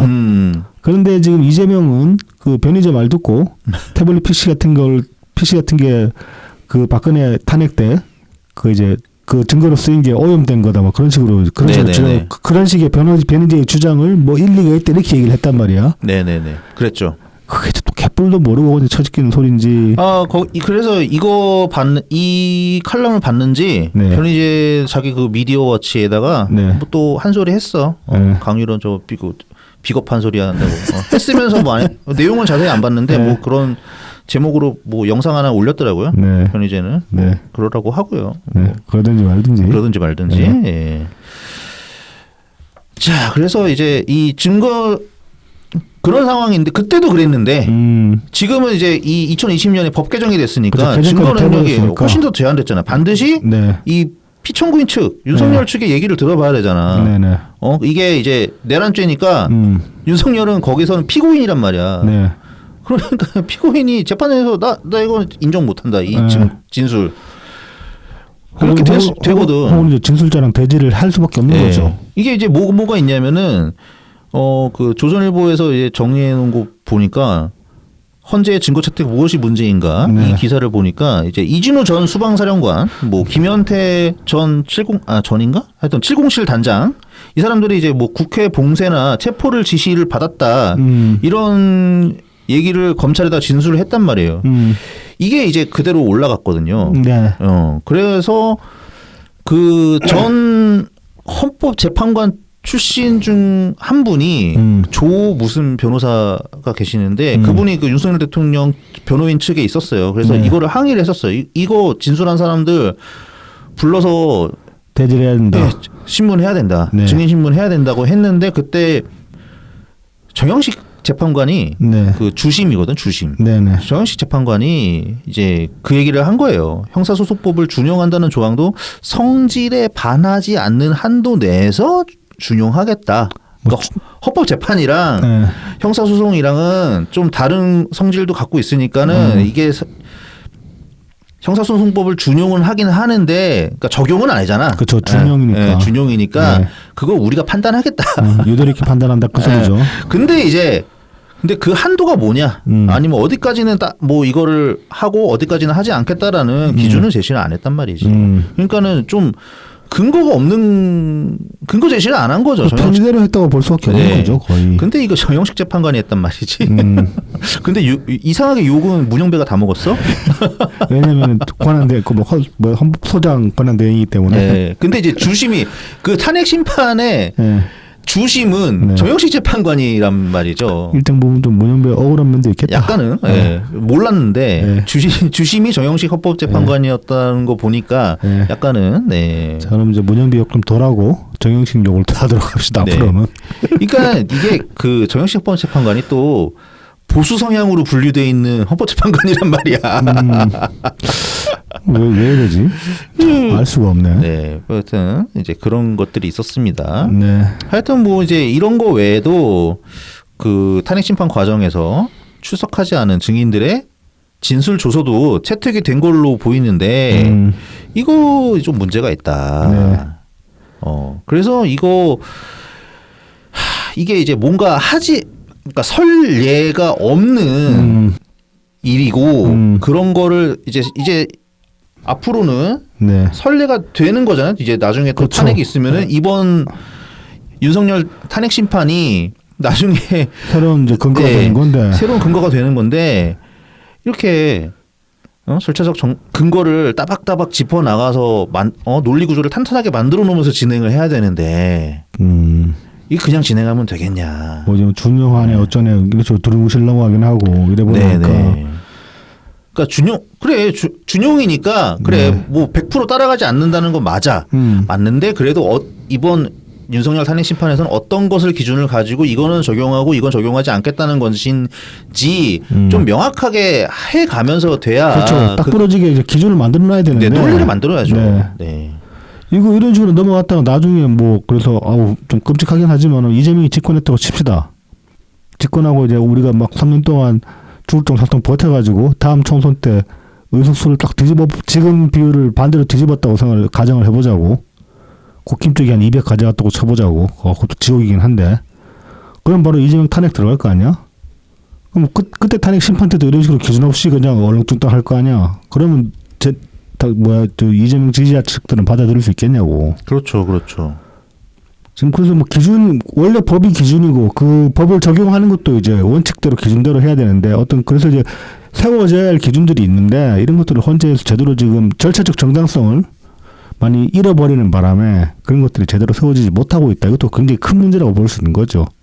그래서 이런 식으로 갔기 때문에 결국은 또 이제 판결이 어떻게 나든 간에 그 결과가 자기 마음에 들지 않은 사람들은 그걸 받아들이기 힘들게 되는 것이고 그것들이 결국은 또 이제 무한 대립의 양상으로 계속 또 몰고 가는 그런 이제 악순환이 이제 계속 이어지는 거죠. 그러니까 이런 내용들을 봤을 때, 그러니까는 이 선고가 빨리 정해지지 않는 게 너무 당연한 거야. 그렇습니다. 그러니까 이렇게 늘어질 거면은 차라리 변론을 그러니까 기일을 더 충분히 잡아가지고 이 탄핵 심판을 진행을 했어야 돼. 그러면은 오히려 딱 끝나고 났을 때까지는 고민할 거리가 좀 훨씬 적잖아요. 그렇죠. 이제 하나하나씩 그 이제 과제들을 해소해 나가면서 미리 쟁점을 해소해 나가면서 진행을 그렇죠. 했어야 되는데 차근차근 이제 스택을 쌓아 나갔어야 하는 거죠. 그렇죠. 네. 그런데 막 급한 것처럼 그래서 이제 마치 그래서 이거 이재명 편 들어주는 거 아니냐. 왜냐하면 시간이 쫓기는 게 이재명 쪽이었으니까. 네. 그런 이제 의혹도 사게 되는 것이고. 그 결과적으로 지금 뭐 예측보다 한참 늦어지고 있고 지금 점점 늘어지고 있는 그런 느낌을 받잖아요. 그러니까 괜히 이제 뭐 여론 눈치 보냐 이런 비판이나 받는 거고. 근데 이제 분명한 거는 이거 빨리 좀 정리가 되고 수습이 되고 뭐 이제 그렇게 돼야지 좀 되는데 지금 정말 답이 없어요. 이 문제에 관해서는.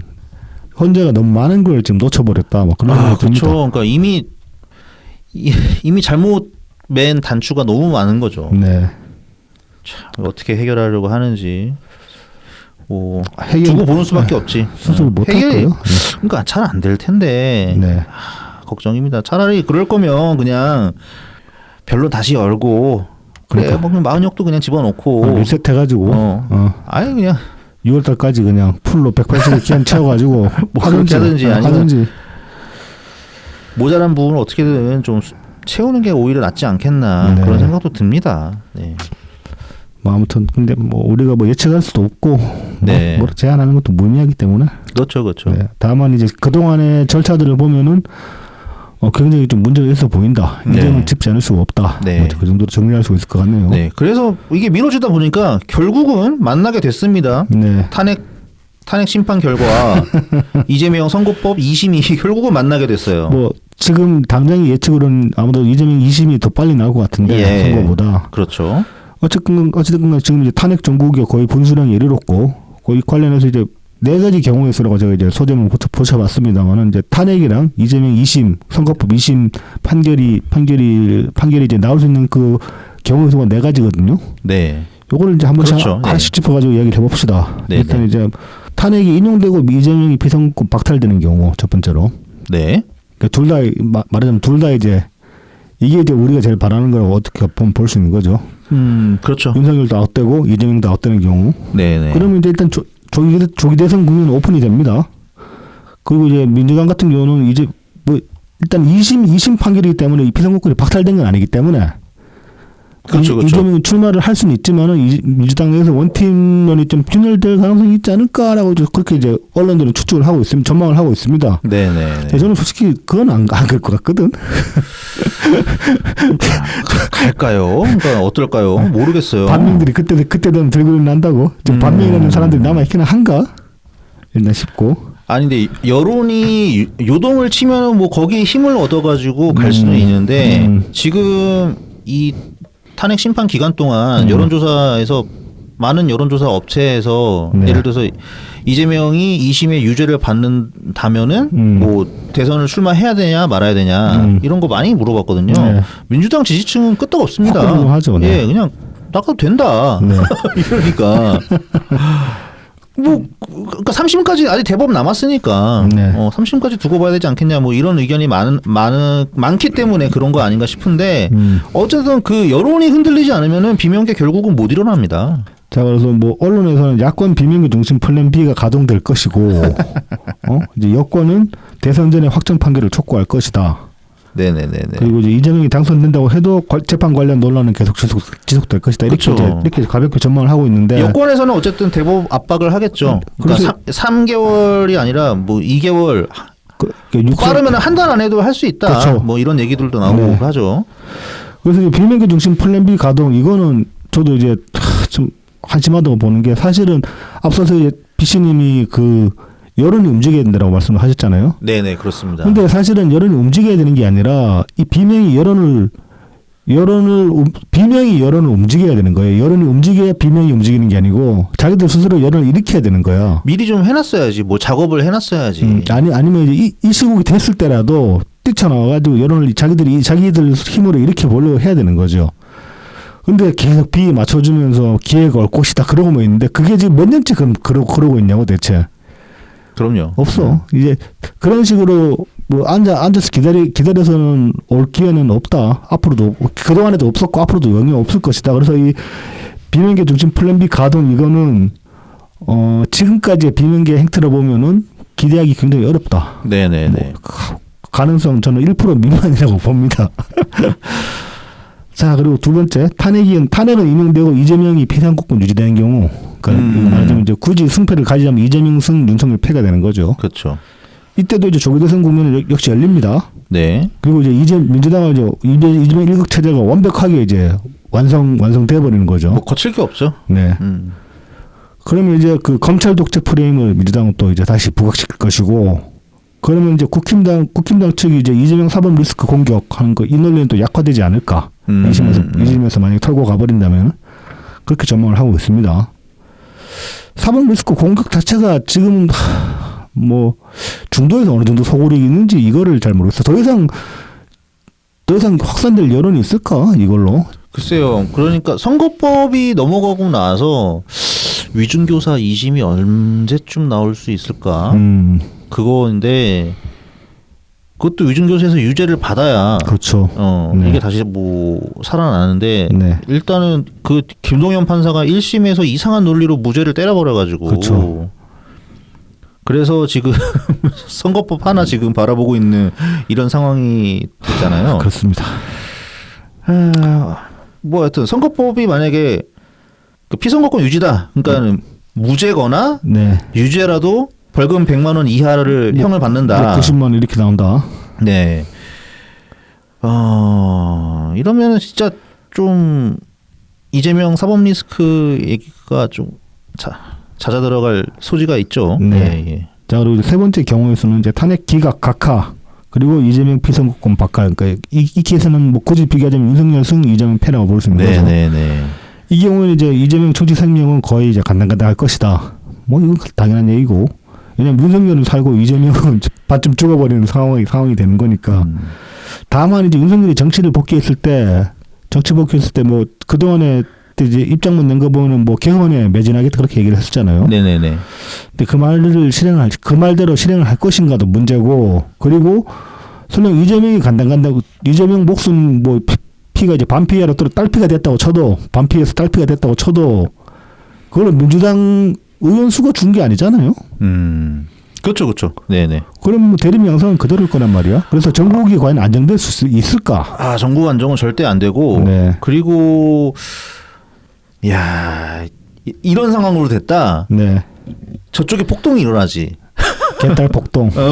일어나죠. 그러면 이제 그거 진압하면서 좀 그 어떤 뭐야 거의 뭐 군부 독재나 아니면 경찰 국가 같은 그런 좀 이제 살벌한 분위기는 연출이 되겠지만은 한편 그렇게 한번 하고 나면은 좀 잠잠해질 수는 있을 것도 같긴 한데 근데 그건 굉장히 끔찍한 가정이죠. 아, 사실. 그렇죠. 끔찍한데, 그러니까 이런 식으로 그러니까 둘 다 가는 게 제일 좋고 이기려면 둘 다 이겨야지. 네. 이 승패가 엇갈리는 상황 되면은 둘 중에 하나만 살아남으면은 와 이거 좀 상당히 피곤해집니다. 자 근데 이제 마지막으로서 승패가 뭐 둘 다 이기는 상황이라고 말씀하셨으니까 그래서 이제 탄핵이 기각되거나 각하되고 이재명도 필승국구 유지되는 경우 이건 한번 봅시다.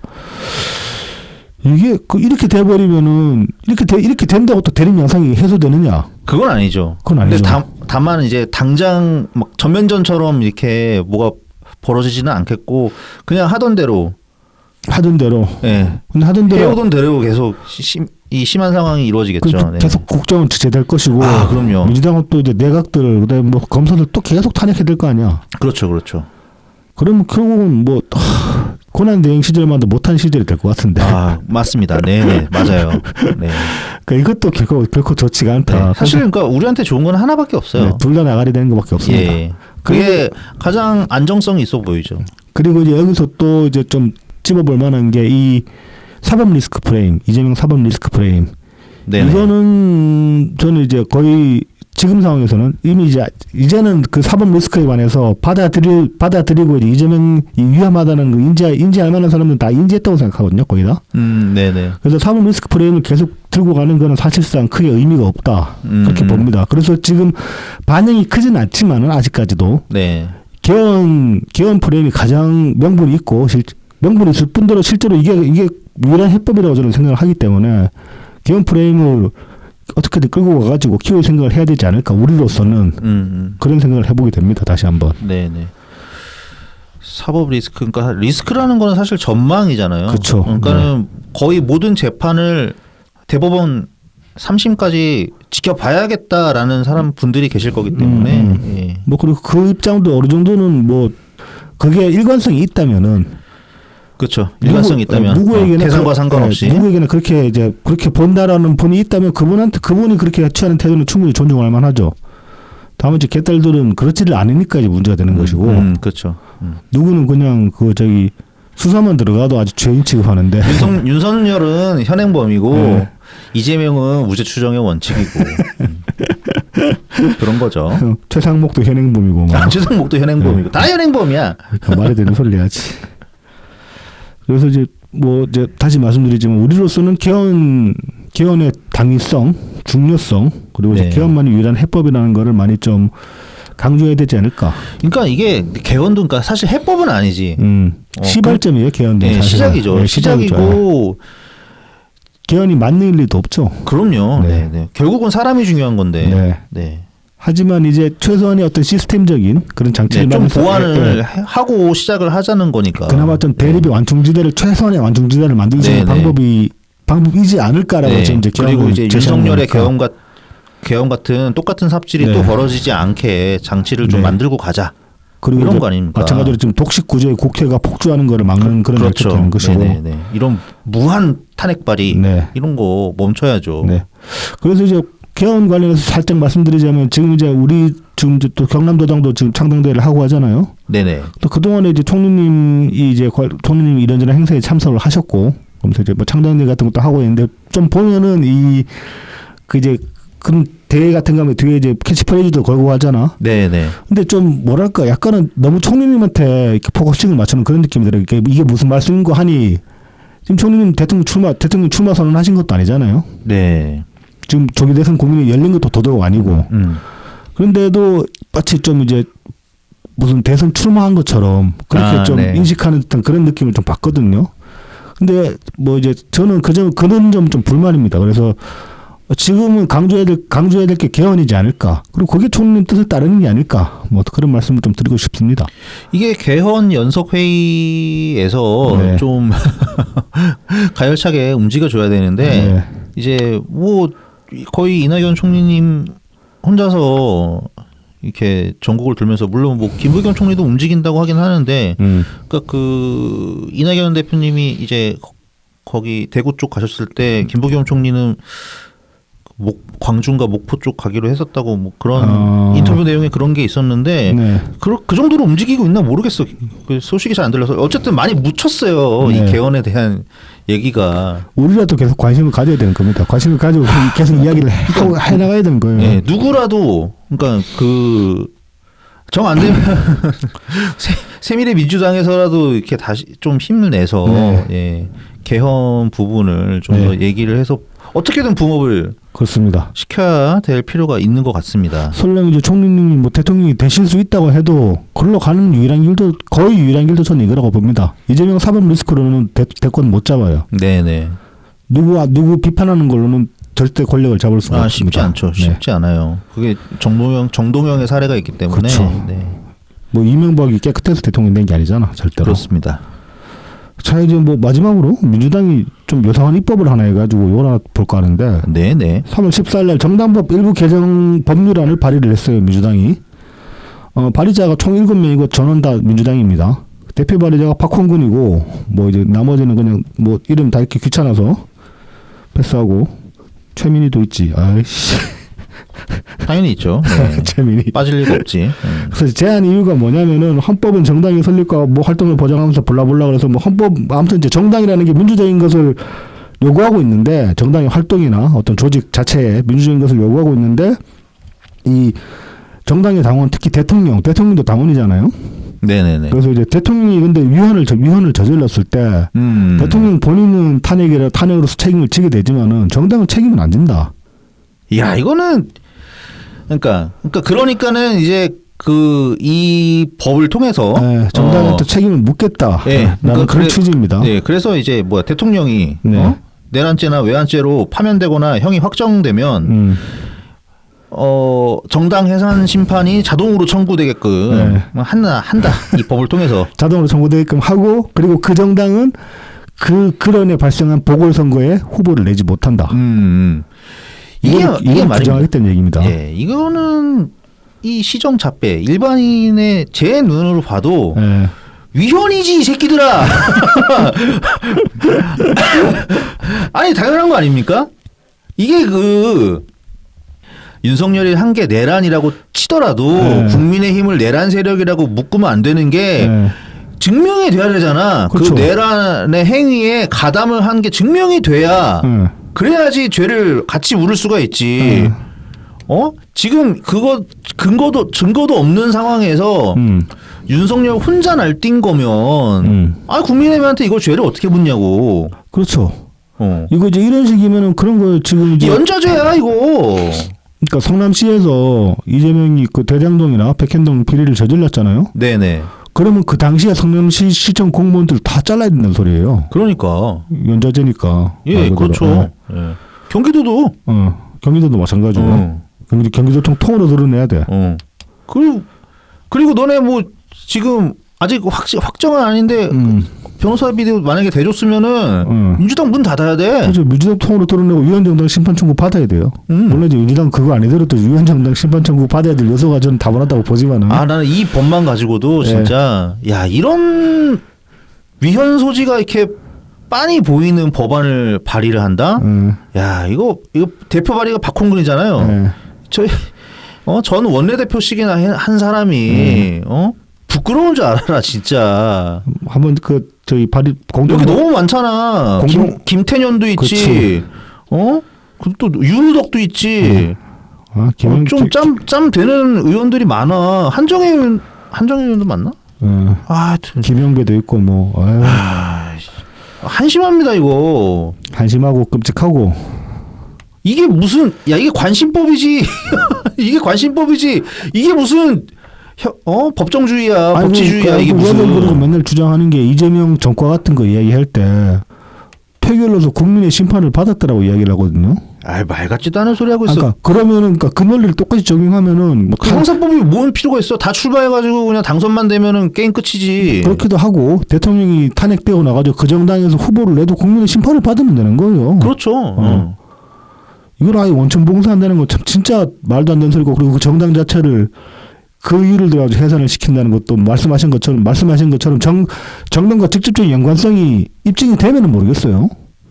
그러니까 탄핵 계획에 가담을 했다, 공모를 했다 이래 버리면은 뭐 위헌정당 심판 청구를 할 수 있을 거예요. 그러니까 입증이 먼저죠. 입증이. 근데 자동으로 자동 패시브 발동. 뭡니까 이게? 지금 이재명 저기 대장동 유전하면 민주당도 자동방으로 해산돼야 되는 거야. 똑같은 논리로. 정말 그렇게 하고 싶습니다. 네. 하고 싶습니다. 얘네들 수준 보면은 진짜 확 올라오네. 이딴 걸 법이라고 지금 내놨어요. 막판에. 네. 이거는 거의 아까 그 나왔던 비트코인 외환 보유고에 집어넣자는 수준이랑 너무 똑같습니다. 이것도 개딸법이에요 사실상. 그렇죠. 개딸법이죠. 예. 그러니까 법치주의를 훼손하면서 막 자기들 입맛에 맞는 것만 법이랍시고 지금 들이대고 있으니까 법이 이런 식으로 누더기가 되어가면 갈수록 일반 사람들 법을 지키고 싶겠냐고. 이거 그 국힘 쪽 애들이 그 민주당 놀릴 때 막 한창 그 북한에서 만드는 무슨 그 계정 있잖아. 트위터 계정. 우리 민족끼리. 이것처럼 이건 뭐 우리 당끼리 막 이거야. 이 새끼들이 장난치나 진짜. 자 이제 마지막으로 요 시간 남았으니까 요거 잠깐만 짚자. 지금 탄핵 전국 들어가지고 치안 공백이 좀 심각합니다.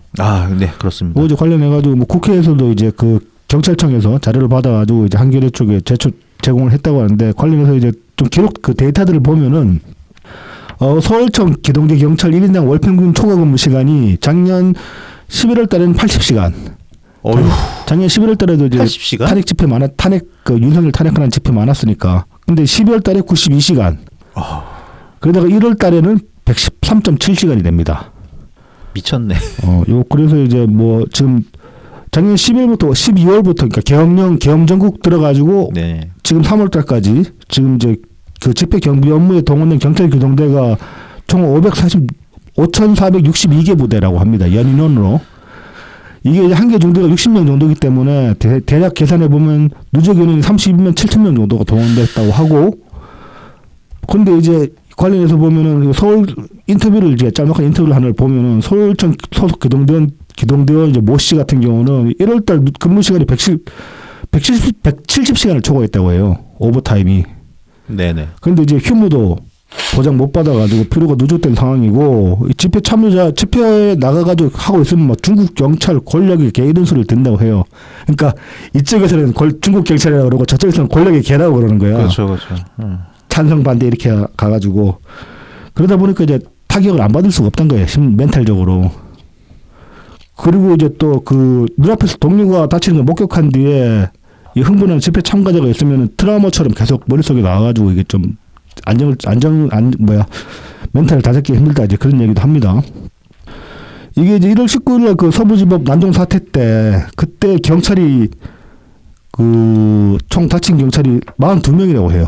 이 중에 그 중상자가 7명, 경상자가 35명 정도였고, 그리고 또 1월 23일날 그 관저 앞에서 시위하다가 민주노총이 그 경찰 머리 깨지게 한 거 있잖아요. 무전기 집어던져가지고 뭐 그런 경우도 있고 하다 보니까 이 경찰들, 특히 이 경비 경찰들 필요가 누적되고 있고, 이것들이 다 치안 공백으로 이어질 수밖에 없는 거예요. 그렇죠. 그래서 이제 굉장히 이거는 그러니까 이런 거를 좀 그 양당의 지도자들이 좀 하지 말라고, 이제 그만하시라고, 우리가 하겠다라고 그렇게 나서가지고 좀 자제시켜야 될 필요가 있는데 오히려 이 전국을 이용하려고 들고 부추기려고만 들고 있다. 그렇습니다. 네, 좀 지도자가 필요하다. 뭐 그런 말씀을 뭐 좀 공허하지만은 드릴 수밖에 없네요. 그러니까 상당수의 이제 그 특히나 말단 의경들은 뭐 수당도 못 받잖아. 그렇죠. 죽어나는 거예요, 그냥. 간부급들 되면은 뭐 수당 받을 수 있는지 모르겠는데 이게 수당이 문제가 아니라 쉬지를 못한 자잖아. 지금 수당이라도 받아야지 뭐 위로가 될 텐데. 뭐 36시간 풀타임으로 근무 뛰고 12시간 겨우 쉬고 그랬다는데. 진짜 못할 일이지. 이게 풀타임이 그냥 풀타임도 아니고 완전 쌍노가다잖아. 이거 좀 사람들한테 치이고 욕 들어먹고 얼마나 힘드냐고. 그렇습니다. 아, 또 빨리 끝나길 좀 네. 간절히 바라봅니다. 네, 빨리 끝나고 좀 잘 끝나야 될 텐데. 네네. 그나마 하나라도 한 겁이라도 좀 넘어가야 될 텐데 뭐 걱정은 안 합니다. 걱정한다고 달라지는 것도 아니고. 네, 어쨌든 진짜 좀 다치는 분들 좀 안 네. 나왔으면 좋겠습니다. 네, 네. 저희도 이제 뭐 그 돌아가신 두 분께는 좀 안타까운 마음을 전합니다. 네, 사람 목숨이 그렇게 갈 건 아닌데 이게 그렇습니다. 뭐라고. 그렇습니다. 네. 상과 고인의 명복을 빌겠습니다. 네, 네, 그럼 저희는 다음 주에 다시 찾아뵙겠습니다. 감사합니다. 감사합니다.